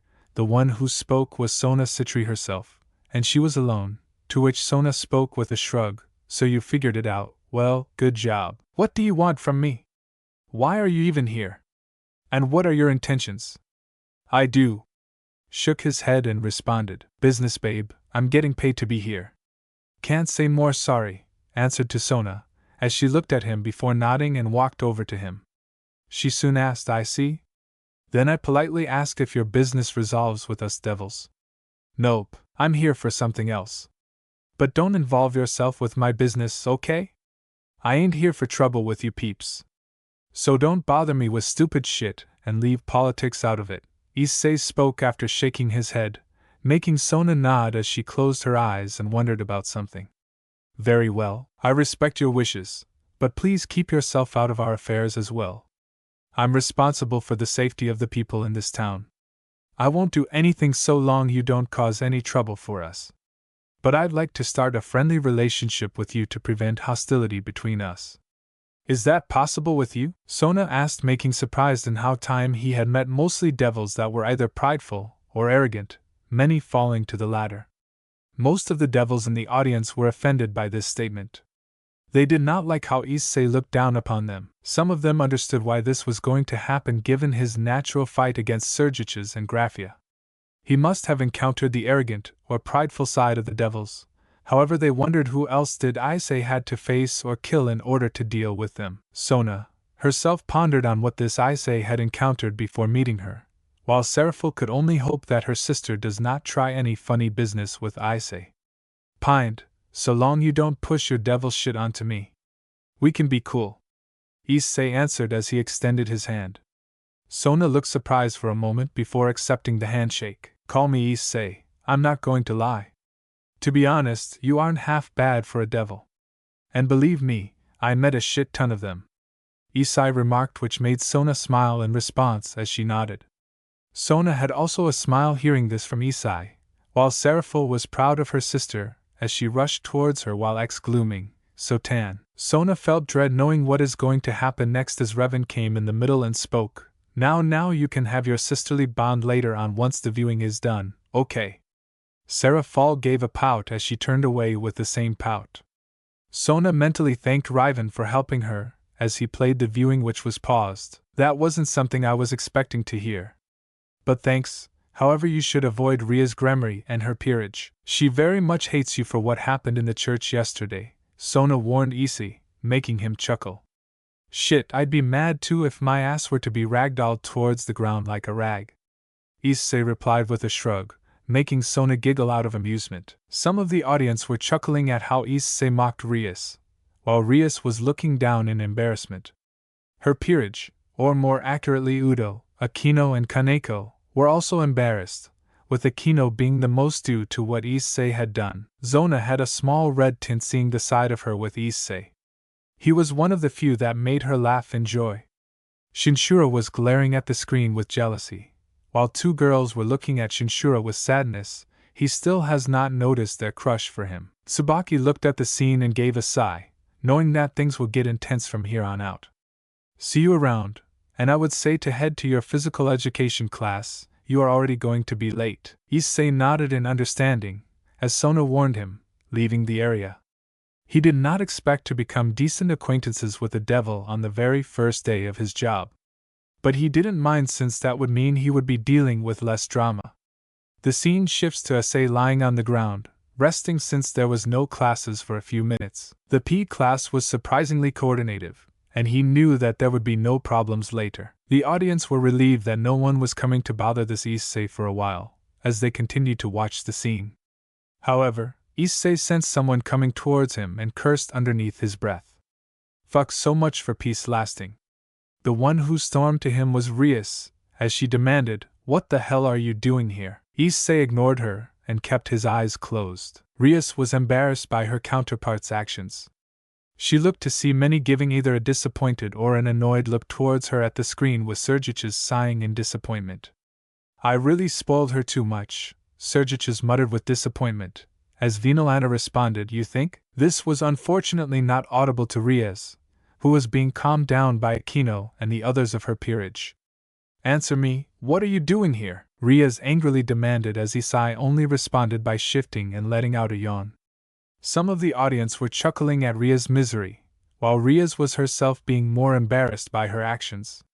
Ria's anger rose as before she could do anything stupid, she was dragged away by Sona, who pulled her away from him at a safe distance. "Rias, stop this at once," Sona ordered as she rose her own blue aura that seemed to match Rios, who turned around and glared at Sona. But she was surprised that Sona glared back while raising her own aura. "I said stop. Your pride is getting in your head. He defeated you and your peerage with ease before. So what is stopping him from doing it again?" Sona tried to make Ria see reason, who clenched her teeth in anger.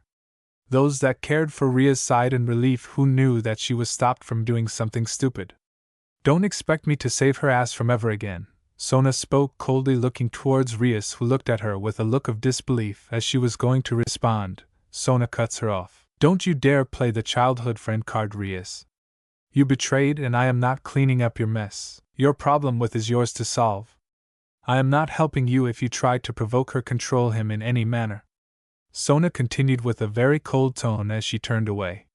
Many were surprised by Sona's attitude, but they couldn't blame her, knowing that she was responsible for this. Seraphol smiled seeing this side of hers. Even she would not support Rias for what she had done, while Rias was clenching her fists in anger while crying tears of sadness. "But why did you accept him here?" Rias asked as she lowered her aura. Sona did the same, but kept a strong presence to keep reminding Rias to not repeat her mistake. "I wasn't aware. He was the new teacher until a few moments ago. Also, I did agree to not cause trouble for him in any way. I would advise you to keep your peerage under check and keep distance from him," Sona advised Rias while adjusting her glasses, as Rias asked hot-headed, "Who is he to demand us on what we need to do?" "Someone that can beat your ass in less than a second. But I'm getting tired of your annoying voice, Red. You're lucky that I'm here for another reason. But the moment you push your luck, not even your brother will be there to save your sorry ass. Now leave before I crush you like an insect." Issei spoke coldly and threatened with a medium voice. Despite not having any magical presence, he was enough to make Rias and Sona nearly shit their panties from the overwhelming presence. It reminded them of the presence of their king, almost similar to their older siblings. Many of the weaker-willed audience were shivering at Issei's side of things, while Milikas and Kunu were crying as their mothers were calming them down. The stronger side of the audience were able to handle this side, but even they were on guard.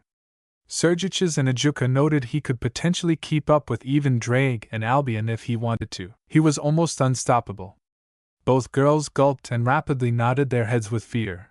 With Rias running away from the scene with fear, she almost tripped but was able to recover. She immediately retreated to the Orc building. Issei let out a sigh before scratching his head and speaking, "Sorry about that. I just got tired of her bitching around like she owns the world. Please do me a small favor and keep her away from me.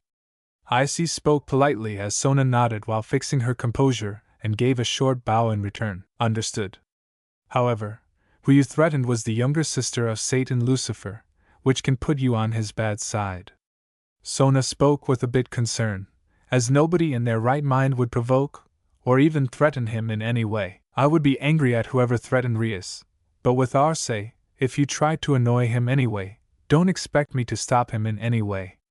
Rias Sergiches spoke seriously to his little sister, who nodded in understanding. She knew that this was going to come with what happened to Rias. This was something she brought on herself. Graphia herself was glaring at her in disappointment, as she did not know what to do with her at this point. Meanwhile, Sona was having a red tint on her face seeing her concern for Issei. Well, Seraphil noticed this and thought, "Don't tell me you have fallen for him." Issei only scoffed in response as he looked up at the sky. Let her try anything. I've already had a run-in with him, and it is nothing I can't handle, Issei reassured before he headed back to another class to take his physical education class. But before he left, he spoke, "I'm gonna be honest. I don't like a lot of devils, but you don't mind having someone like you around me, so how about we stay in touch?" Sona was surprised. She had to think about it. She did not really know what to make of this. But her devil instincts were telling her that this human was much more than she lets on, so deciding to follow her instincts for once, she nodded at him. "Sure. Now I am curious. I want to know how a fight between me and this Issei happened." Sergiches looked at Graphia, who was equally curious than him, as Revan spoke. "Let's just say, it was not pretty, that is all I can tell." Sergiches and Graphia were wondering what this meant.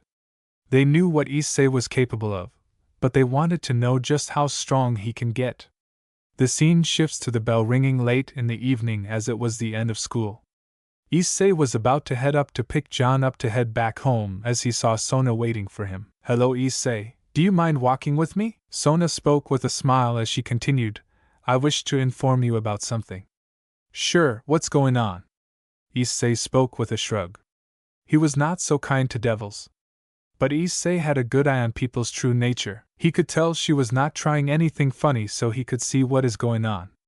"Why does President want to talk to Issei?" Jinchiro asked with surprise as Revan spoke. "That would be revealed soon enough. You see, Rias Gremory recently had a problem.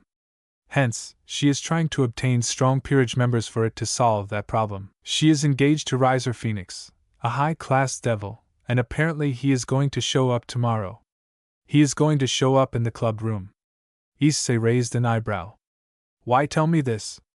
Issei asked, confused, to which Sona responded, "Because I know how desperate Rias can get. She does not want to marry him, and knows the only way to escape her marriage is to defeat Riser in a raiding game. It is possible despite what happened yesterday. She might ask or worse force you to aid her," Sona informed, making ACI nods slowly. "Sona, did you actually want to do anything to stop Riser back then?" Riser asked towards Sona as she nodded. "Yes, Riser. I would have done anything to help my friend, but now don't expect me to help her from this situation." Riser nodded in understanding as he spoke. "Riser understands." And Revan turned around to Riser, who asked, "Can you tell Riser how desperate she was to get out of her marriage?" Revan looked at Rias, who was pleading not to tell him. He smirked as he spoke while pausing the viewing. "Will Riser?" She teleported to his room and asked his aide to take his virginity so that she gets out of it.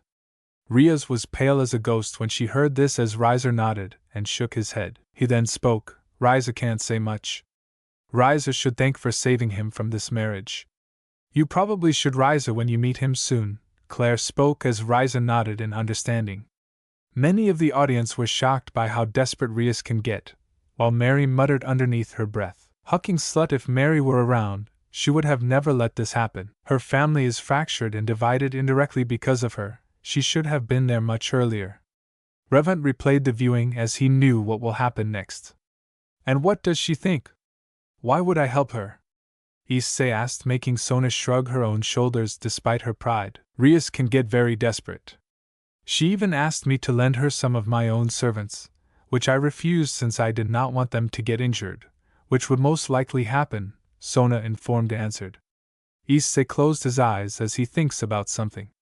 There is another reason why you are telling me this, right? Issei asked, knowing as Sona lets out a sigh. Yes. I was hoping that I might convince you to help her. You don't have to join her to help her, as she has an incomplete set which gives her the power to call a temporary fill. Knowing how easily you dealt with her, I was wondering that you might help her just this once. Sono said, making Issei silent as he let out a sigh. The audience knew what would happen. Some were hoping that Issei outright denies her, but knowing his personality, he only cares about money, and since the Grimmery family is rich, it is not an issue. Sorry, Sona, but I don't work for free. If he or she wants me to fight for her, I'd better see a lot of cash and gold on the table. I don't have a big heart of kindness to do things for her. Issei spoke with a shrug as Sona mused. Sure, she was rich, but she herself couldn't really ask her own parents to pay someone for Ria's sake. Sona's parents were very strict when it came to raising her. As a result, she was more humble into learning that being a high-class devil isn't all that. Something that the Grimmery family did not do, causing Rias to become very spoiled. Sona and Seraphiel agreed with Sona's counterpart with them, knowing how strict their parents were in raising them. Balsiocitus and Sergix sighed, knowing this was not true, with Venelana and Graphia both looking at Rias with disappointment, knowing why she is like that. Rias herself was looking down in sadness in what she did. I will tell Rias about it. Of course, if she is willing to pay the amount you desire, would you fight for her behalf? Sona asked as Issei immediately nodded. Of course, I'm not the one to hold grudges, and to be honest, I only care about money than some stupid argument. Issei's words made Sona chuckle as he neared John's class. Then I'll inform Rias about your offer. I'm certain she would give you the amount you want. I'll speak to you tomorrow. Have a good day, Issei. Sona said her goodbyes as she left Issei, who watched her leave. Well, shit. I'm about to get my ass in trouble again. Well, it matters not as long as the money is good. I could care less, Issei muttered to himself as he headed to pick up John and head home. Bryzer felt dread on what is going to happen.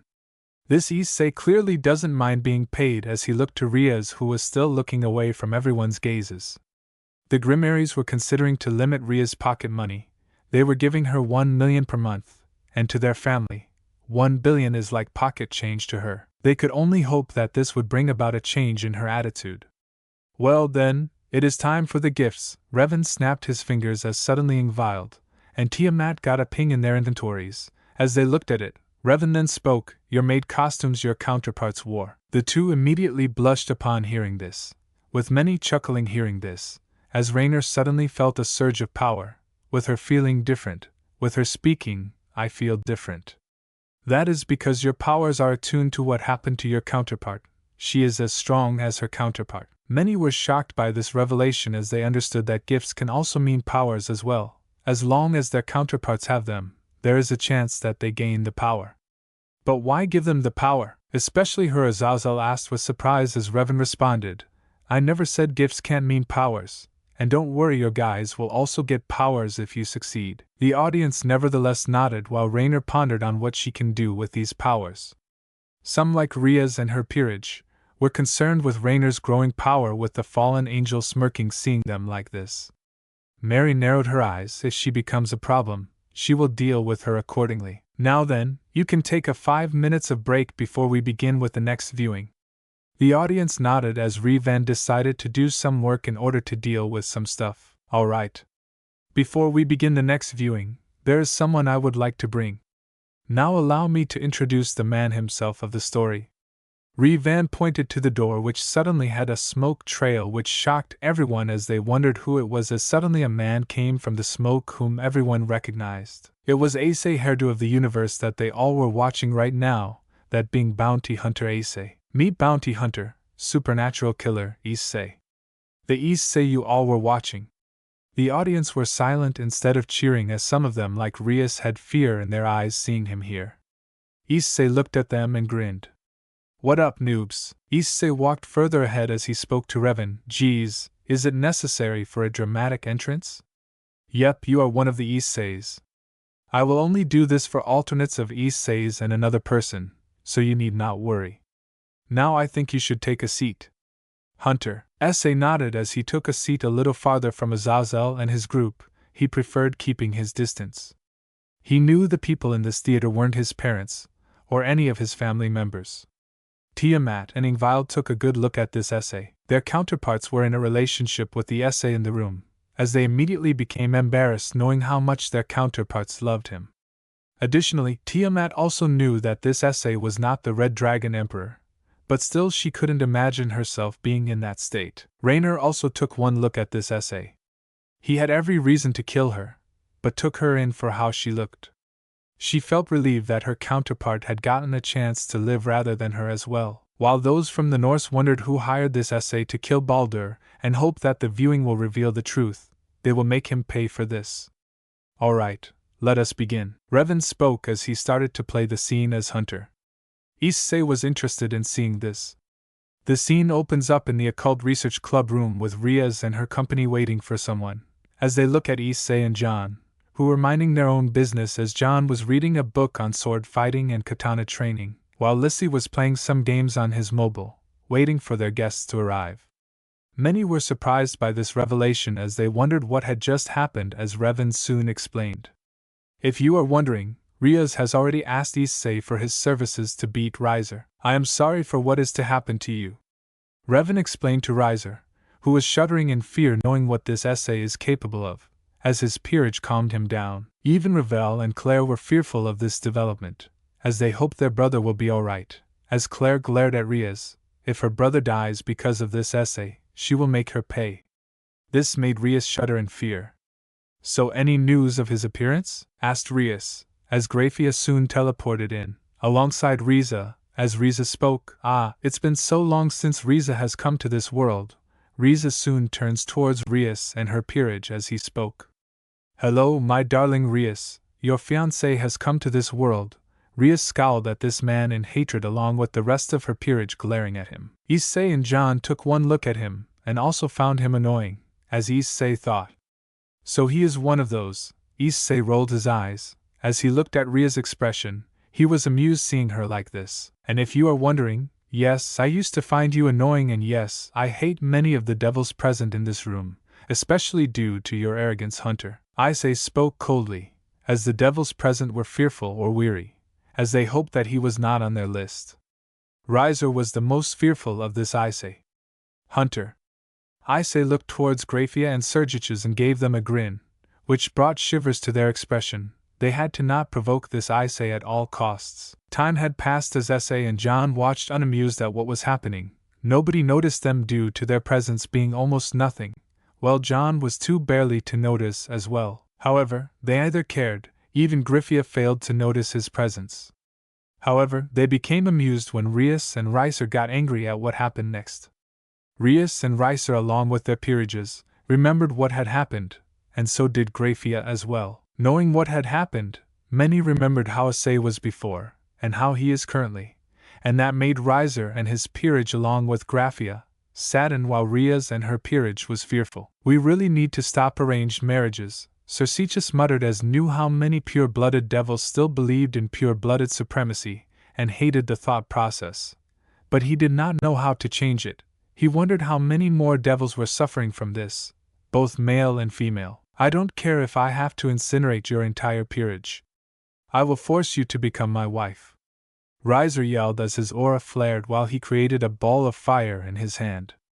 But before he could do anything, his hand with the fireball was grabbed by someone that dispelled the attack and forced Riser to stumble forwards as his arm was being twisted. Enough shit, stick, Issei said calmly while twisting Riser's arm, causing him to yell in pain. Everybody was surprised. Nobody sensed or expected Issei to suddenly appear. But the one who looked the most surprised was the strongest in the room, that being Grafia. She who looked pale as a ghost as her eyes locked on with the young man that defeated not only her but her husband as well a few years ago. Grafia shuddered on what happened to her counterpart, as she knew that Issei had tormented her counterpart, but she did not know how. She looked at Revan and asked, "What happened to my counterpart?" "That will be revealed in this viewing. You both would have been almost killed if it was not for Issei not being interested in drama." Revan pointed to Hunter. Issei as he spoke. "Indeed, babe, you and your arrogant husband thought it was a good idea to confront me rather than my contractor. It did not end well for you, And trust me, it was not only going to be fearful but also humiliating. Grafia glared at Hunter. Issei, who only gave a predatory grin in response, making her fearful as Surzex brought his wife closer to protect her. Hunter. Issei turned away, knowing full well that even the Surzex can't beat her even if they wanted to. Just what is he capable of? Falbium spoke with fear as Ajuka responded, I hoped we don't find out. Ajuka wondered if his Kankara formula would work on someone like him, since he was more of a physical attacker rather than a magic user. Let go, you bastard. Riser demanded as Issei just gave him a look. Fine. Issei accepted as he let go of Riser's arm as he tried to stand up.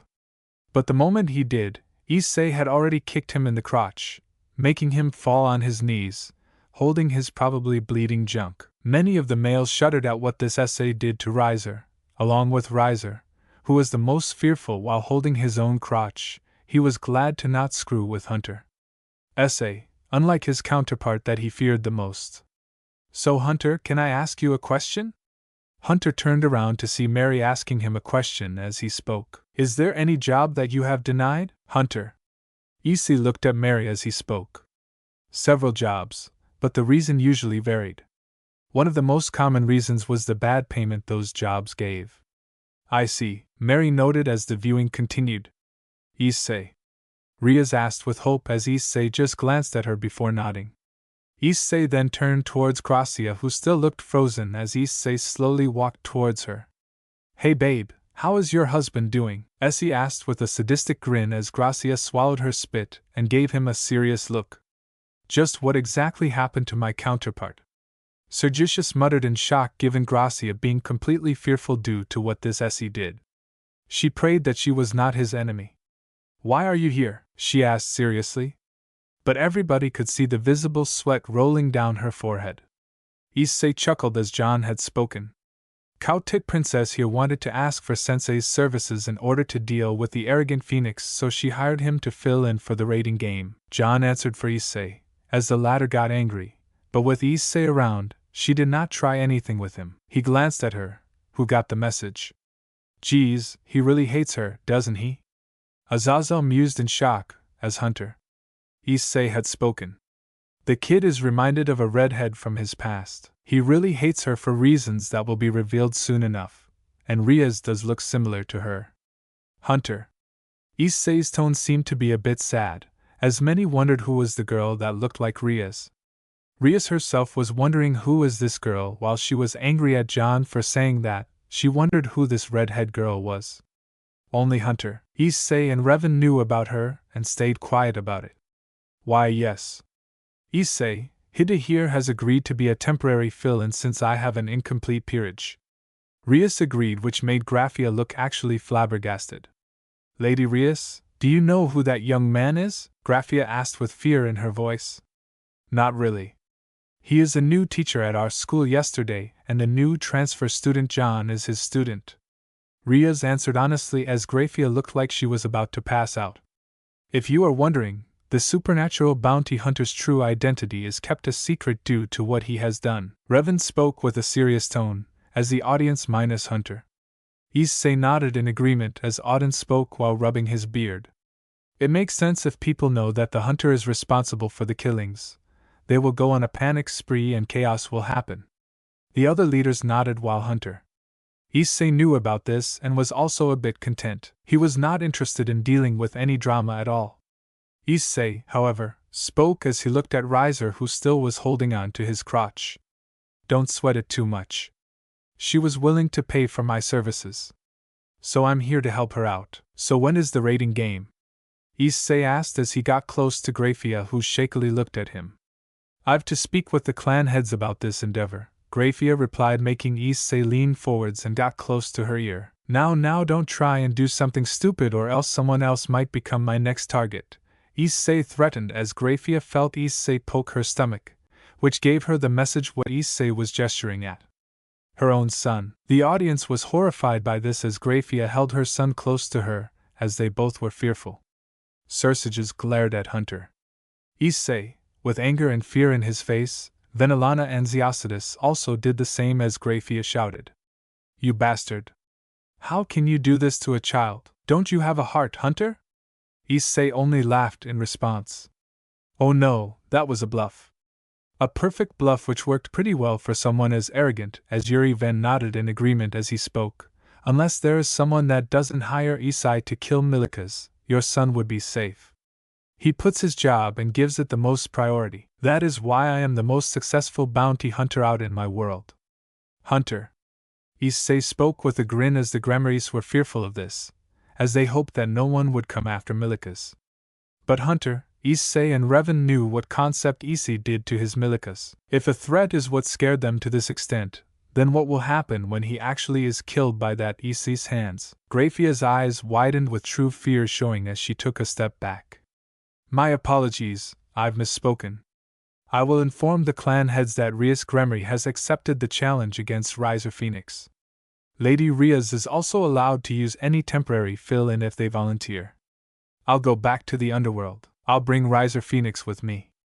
I'll inform Lady Rias about the specifics about the raiding game later today. Have a good day, Raytheon said before walking over to the still kneeling and teleported them back to hell.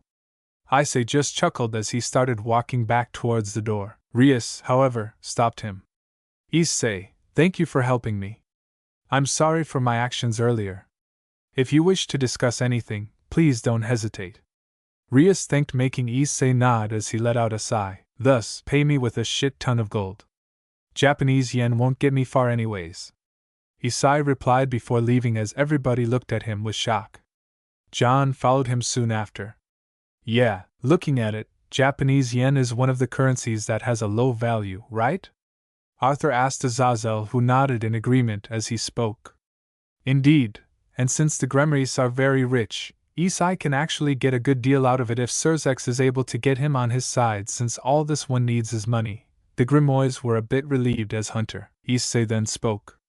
Shame he is an arrogant devil like many others to consider that option. Hunter's words made some of the devils annoyed as Sosichus rubbed his forehead. He had a feeling that many of his counterparts are like that. John and Issei were heading back to their home as John asked. Sensei, are you sure of letting Grafia go? She would tell everything to Surgichus. Issei shook his head and spoke. You needn't worry, if he is smart, he would know not to cross me. But what if he does? John asked with a serious tone as Issei only gave a grin and responded. If he tries that, I will make sure to finish what I started and leave his corpse on the Gremory mansion. His parents and son would love to see their father's head as a present. Issei spoke with a dark grin as John nodded, knowing this is what his sensei would have done to those that annoy him or head to his place. Sosichus was horrified by this, as he could only imagine the grief that his loved ones and faction would feel. The devils were fearful of this. They knew that this Issei was not to be crossed with, no matter what happens. Hunter. Issei grinned seeing this development. The scene changes to the underworld where Grafia is teleported back to Surgic's castle as she arrived at the room where her husband was working. Surgichus. This is an emergency. Grafia barged in the room as Surgichus looked surprised as his wife never acted like this before. What happened, dear? Surgichus asked in response as Grafia looked visibly terrified. It's him, that monster is in Japan, Grafia mumbled, but Surgichus heard what she said. What monster? Surgichus asked confused. But the next thing Grafia said made the usual relaxed Devil King actually look scared for his life. The supernatural bounty hunter. I don't blame them for their fear. After all, I have left quite a dent in their hearts. Hunter spoke with a grin, making some of the devils glare at him. What? Sosichus exclaimed with horror. As he spoke with horror, Grafia, please tell me this is a lie. Please tell me you are joking. And no, Sursicus, I am not. Sursicus fell back to his seat and spoke with horror. Fuck. Sursicus remembered his encounter with this Issei, knowing what exactly he had done to him. He was lucky that he was still alive even after that. This took place 3 years ago. Now we will be seeing a flashback of the fight between the two. Revan spoke as the Gremories nodded in understanding, as they wondered how the fight really went between them. Flashback begins. In the underworld, Surgix Lucifer, formerly Gremory, was rubbing the side of his head as he just received a very concerning message. A clan head of the 72 Pillar Devils has just been assassinated. This was concerning news, as all the clan heads were heavily protected by very powerful barriers that could give a Satan-class individual a hard time breaking through. This caused a mayhem within the nobility, as with the limited information that they have, Sergius couldn't puzzle of who it possibly could be. While he was thinking to himself, Grafia walked over and gave her husband a cup of coffee. "My lord, do you wish for me to personally track this individual? We haven't found any spores of who or could be. But we did trace some demonic energy residuals of Lord Agar's that pointed that the culprit is currently still in the underworld." Grafia offered as well. Many didn't know this, but Grafia is an excellent hunter with the talent of tracking others. Sigvara was horrified by this revelation as she looked towards Revan, who responded, "Yes, hunter. Issei killed your father. He was paid 20 million to take out his life." "Hunter." Issei looked towards Sigvara, who was weeping at her father's demise. Olivia and Bayfield were glaring at Issei as he spoke with a shrug. "A certain faction wanted him dead, and I could care less if I killed him. He meant nothing to me, so why should I care?" The audience were horrified by Hunter Issei's actions, as he was a man that took his job very seriously, completing it to its fullest. Sigvara then angrily shouted with a tear-filled rage, "How could you be this unempathetic? He was my father. Don't you have any empathy?"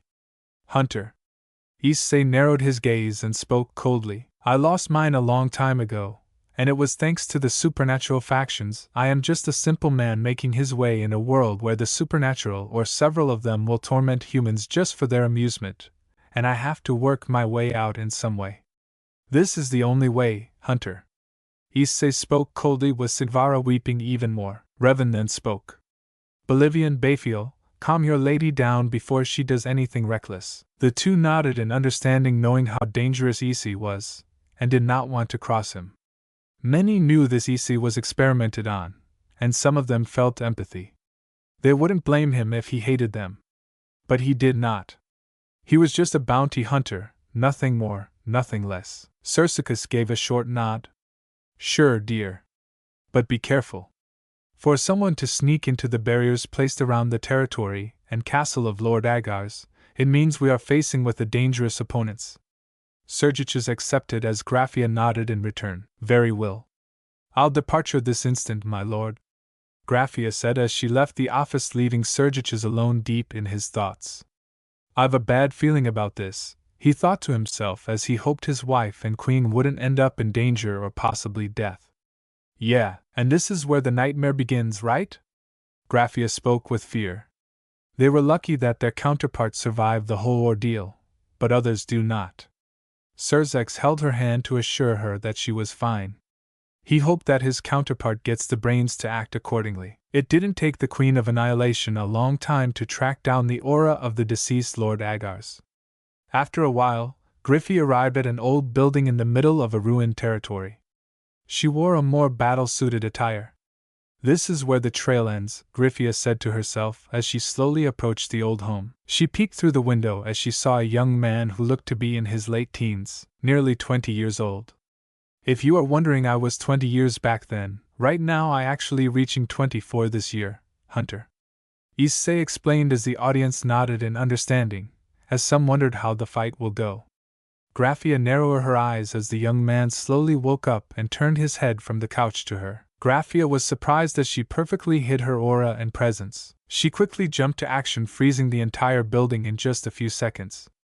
That should keep him away. Before Grafia could continue, she was grabbed by her shirt and sent flying towards a nearby wall. She managed to recover only to see the young man as an attacker. "So what do I owe the pleasure of meeting the strongest queen?" Grafia stoned her features and demanded, "Are you the one that attacked Lord Agar's?" Issei only looked at her and spoke, "Yes, so? And I. Normally this is how we deal with those that kill the high-ranking members of the Devil's Society. But this ends badly, right?" Ingvild spoke with worry in her voice as Hunter Issei responded, "Yep. And that is how it is, and this will be Grafia's biggest mistake, Hunter." Issei spoke while smiling towards Grafia and Sergius, making the two shiver as they knew how dangerous this Issei is. Grafia summoned an ice spike at Issei, who only flipped backwards and spoke while reaching to her side. "No need to die so quickly, babe. Issei punched her in the stomach, which sent her flying. Gracia managed to recover as she thought. Such brute force! Gracia threw an ice beam at him as Issei dashed around the battlefield with grace, avoiding each strike as he came in front of her and backflipped. He soon carried her from the back with his hands and broke her spine. Gracia did not falter despite the immense pain as she used ice to freeze his hands. With her having a moment to recover, she used healing magic to recover her strength as Issei broke the ice. His hands were as good as new. Not bad, Issei complimented before dashing at Gracia again, who summoned a ton of ice spikes at all directions to disrupt Issei's path. Issei, however, wasn't fazed as he tore through the ice spikes with his sword before closing the distance with the Gracia, who looked surprised as Issei sliced her across the chest using a holy sword he had brought out. Gracia shouted in pain as she used this opportunity to once again try and freeze Issei's hands, but he did not let that happen. He immediately tried to go for another strike to take her down. Rathia was fearful of Issei's brutal tactics as she pulled her son closer to her, making him not see this. Yusaka did the same with Kunu, knowing full well on what this Issei is capable of. Hunter. Issei watched with amusement on knowing what is going to happen. Gracia released her aura, pushing him back, as Issei muttered, annoying. Issei muttered to himself as he head-butted Gracia, which made her lose her grip on his wrist, which gave Issei the chance to kick her in the gut, which sent her back. Using the opening, Issei shattered the ice around his arm and soared with brute force before turning back to Gracia, who rose back up from the ground. Gracia glared at him before raising her aura to the max before covering her fists in ice and charging at him. Issei narrowed his gaze before swinging his sword vertically, which Gracia dodged, but she didn't expect the sword to touch the ground and cause a shock wave that forced her in the air. Revan snapped his fingers, knowing that the 4D experience may make some of the guests pass out, so he made it in such a way that they could feel the aura and not be that affected. They will be nothing but spectators in a fight between them. The audience, especially Nyx and Hades, were the most intrigued by this. They wondered if this Issei was up for hire. Issei saw the opportunity and jumped up in the air before following it up with a kick that sent her flying to the ground. She looked in horror as Issei fell soon. Issei followed it up with a series of punches that started to break her face as blood and teeth was sent flying with every single punch, before following it up with a very strong haymaker which destroyed her face and skull. Rathia was passed out with a face barely recognizable. Issei once again brought out his sword and was ready to decapitate her, killing her. Rathia was hyperventilating seeing this happen to her. Worse, it was someone she once deemed as a little brother doing all of this. Her family was even more fearful seeing this as Surzex prayed for her wife's safety in that world. Geez, reminds me of a certain superhero gone rogue, Azazel muttered as Revan smiled, knowing who exactly he was talking about. However, a sphere of destructive energy was sent towards him, causing him to flip and evade the attack. He looked at the attacker, and it was Surzex, as he crouched to his passed-out wife, horrified to see her state. He removed the phoenix tear and poured it on her. Gracia felt relieved that Surgex's counterpart saved her counterpart as well. She hated the fact that Issei was the one who brought her to the state. Fear and sadness were present in her looks. She still did not let Milikas see her state for obvious reasons. Issei looked at the scene with a grin as he commented how romantic. Issei placed the sword he was wielding on his shoulder. Surzex angrily got up and glared at him with anger and hatred. You dared attack my wife. She is the one who attacked me first. Did you ask her why? Oh wait, no, because you are arrogant. Surzex glared at him while releasing another sphere as Issei narrowed his gaze before grinning. But worry not, I will do something worse to you than what I did to her. Issei dashed towards him. Surzex was surprised by his speed, but narrowly dodged a slash at his neck, but did receive a small cut on it.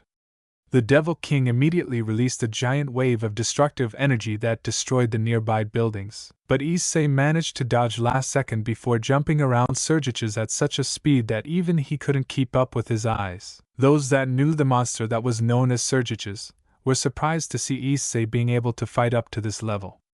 Even Surzex himself was surprised. He was really powerful. So much so that he wondered what else this Issei was capable of.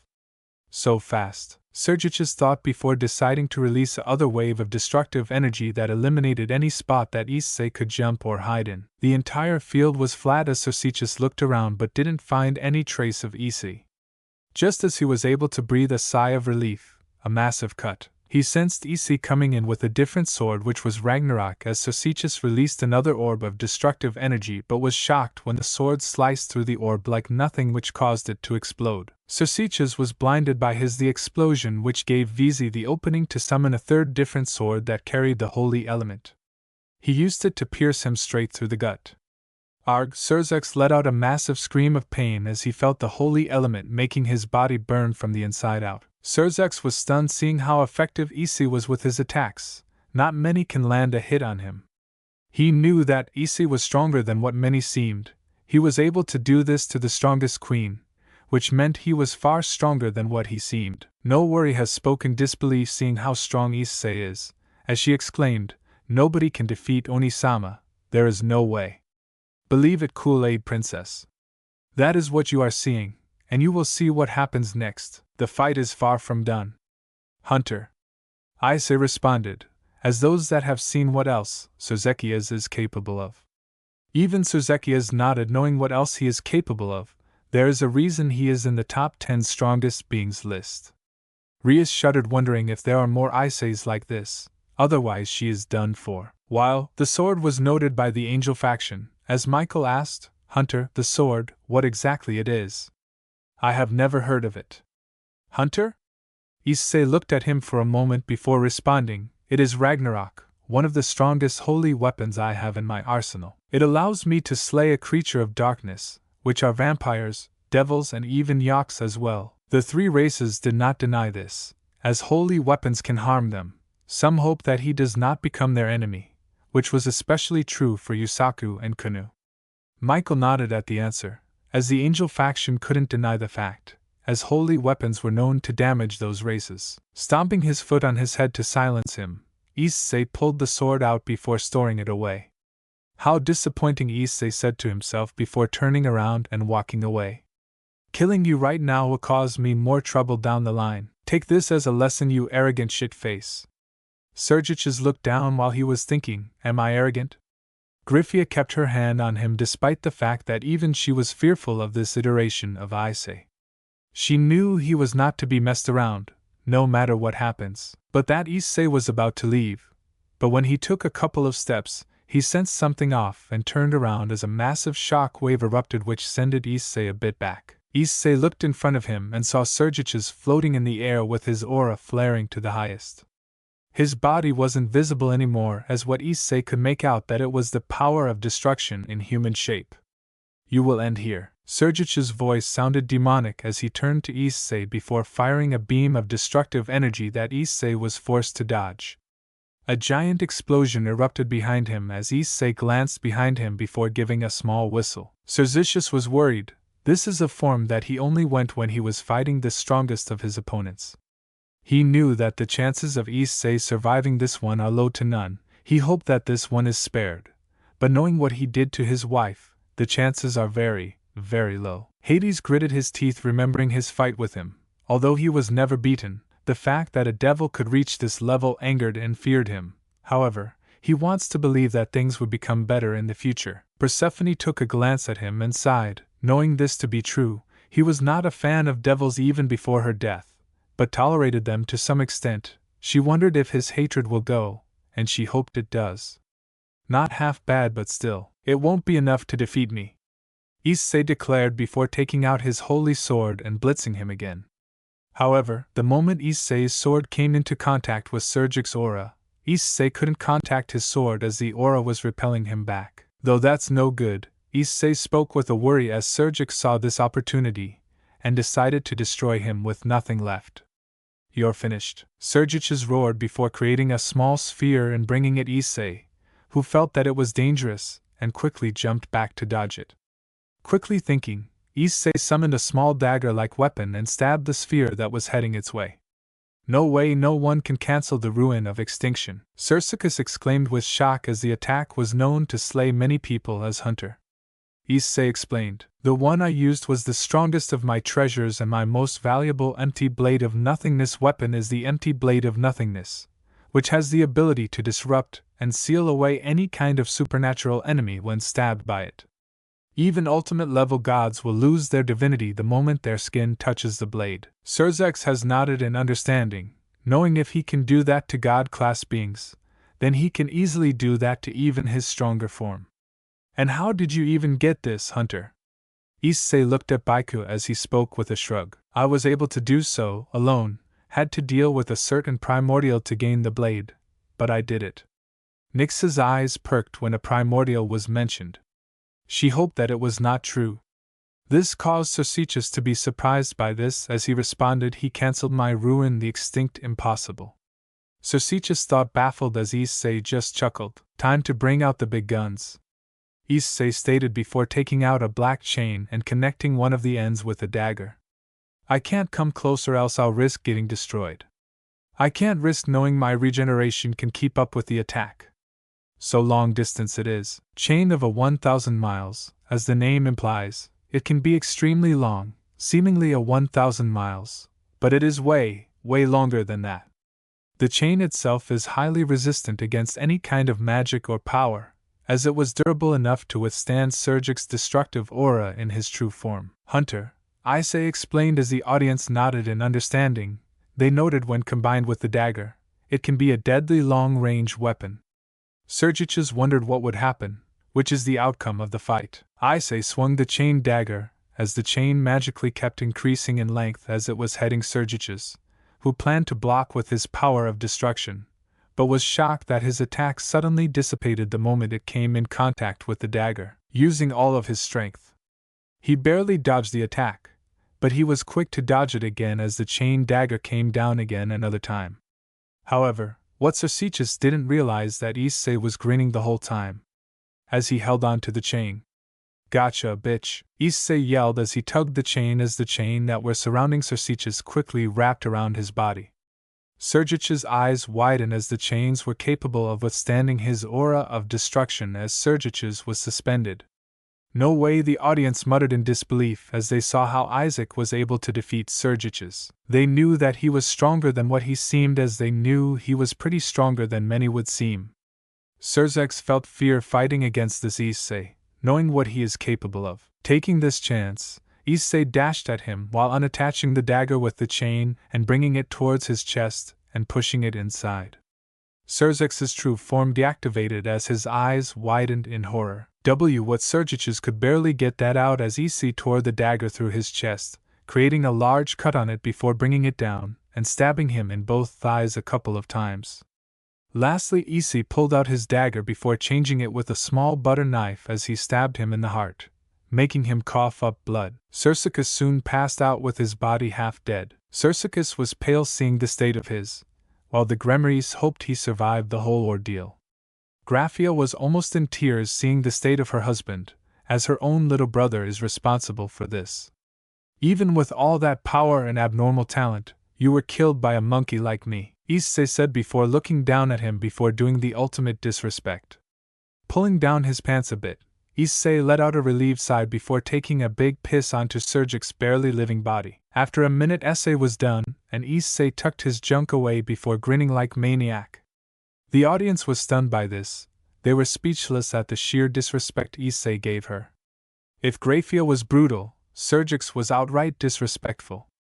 The only one that had no regrets was Hunter. Issei, who was grinning the whole time remembering this. I can't believe this, Seyard muttered seeing this as Sigvra added, he killed my father, destroyed the living daylights out of both Graphia and Lord Lucifer. He is really a monster. I dread what happens to my counterpart. All this was heard by Hunter. Issei, who smirked knowing what he did to Riser. This is your lucky day. As much as I want to kill you, I really don't want to deal with the backlash of having to deal with the entire Devil faction. So until then, adios? Issei spoke with a grin before leaving Cercichus for dead. The strongest Devil King can easily survive this. Moments later, Graphia woke up and was pale seeing Cercichus' state. Worse, he smelled worse as she immediately brought out a phoenix tear to heal his condition. She feared the supernatural bounty hunter, hoping to not cross paths with him. Despite the bad smell, she managed to take Circeus back home to his office so that he can be cleaned. Raythea did not deny this. Despite what many may see her as, she would have done this for her Circeus as well, with the latter being happy for this, as she hoped that he would have survived the whole ordeal. Hunter Issei was quiet. Despite the entertainment, he knew what happened next. His expression was not lost on some of the guests. Flashback ends. Circeus gritted his teeth in anger and fear, knowing the monster that Issei was known to be, as Grafia asked with fear, "So what should we do?" "I am afraid we can't do much. Rias has hired him to defeat Riser, and he will complete his mission at all costs, just like he killed Lord Agar's. Our goal is to not get in his way." Grafia widened her eyes as she retorted. "But we can't let him be." Circeus looked at her and spoke. "I am sorry, Grafia, Riser's fate is sealed. You know what he did to us, right?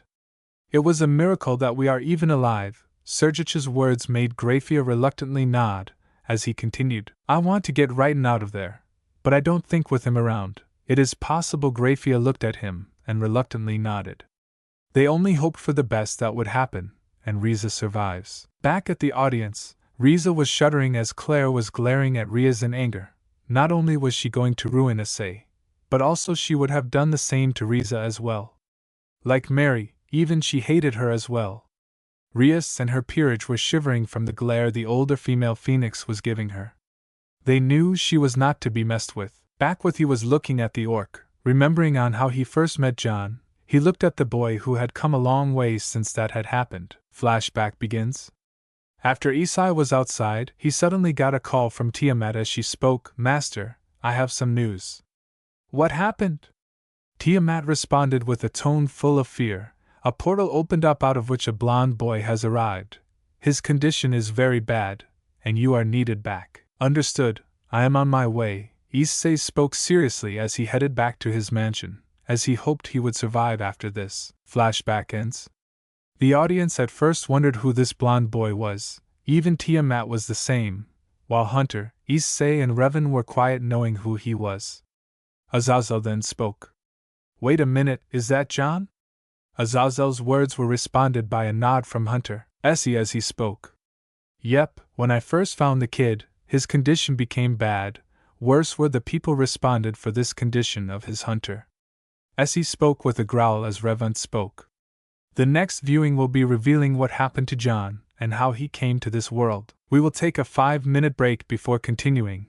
The audience nodded as some wanted to ask questions to this essay, but weren't sure if he would be getting the response to the question. Thanks for listening to my video. Don't forget to like, share, subscribe and comment below your favorite part. Don't forget to support the author and his story in the description. Sayonara, see you in the next video.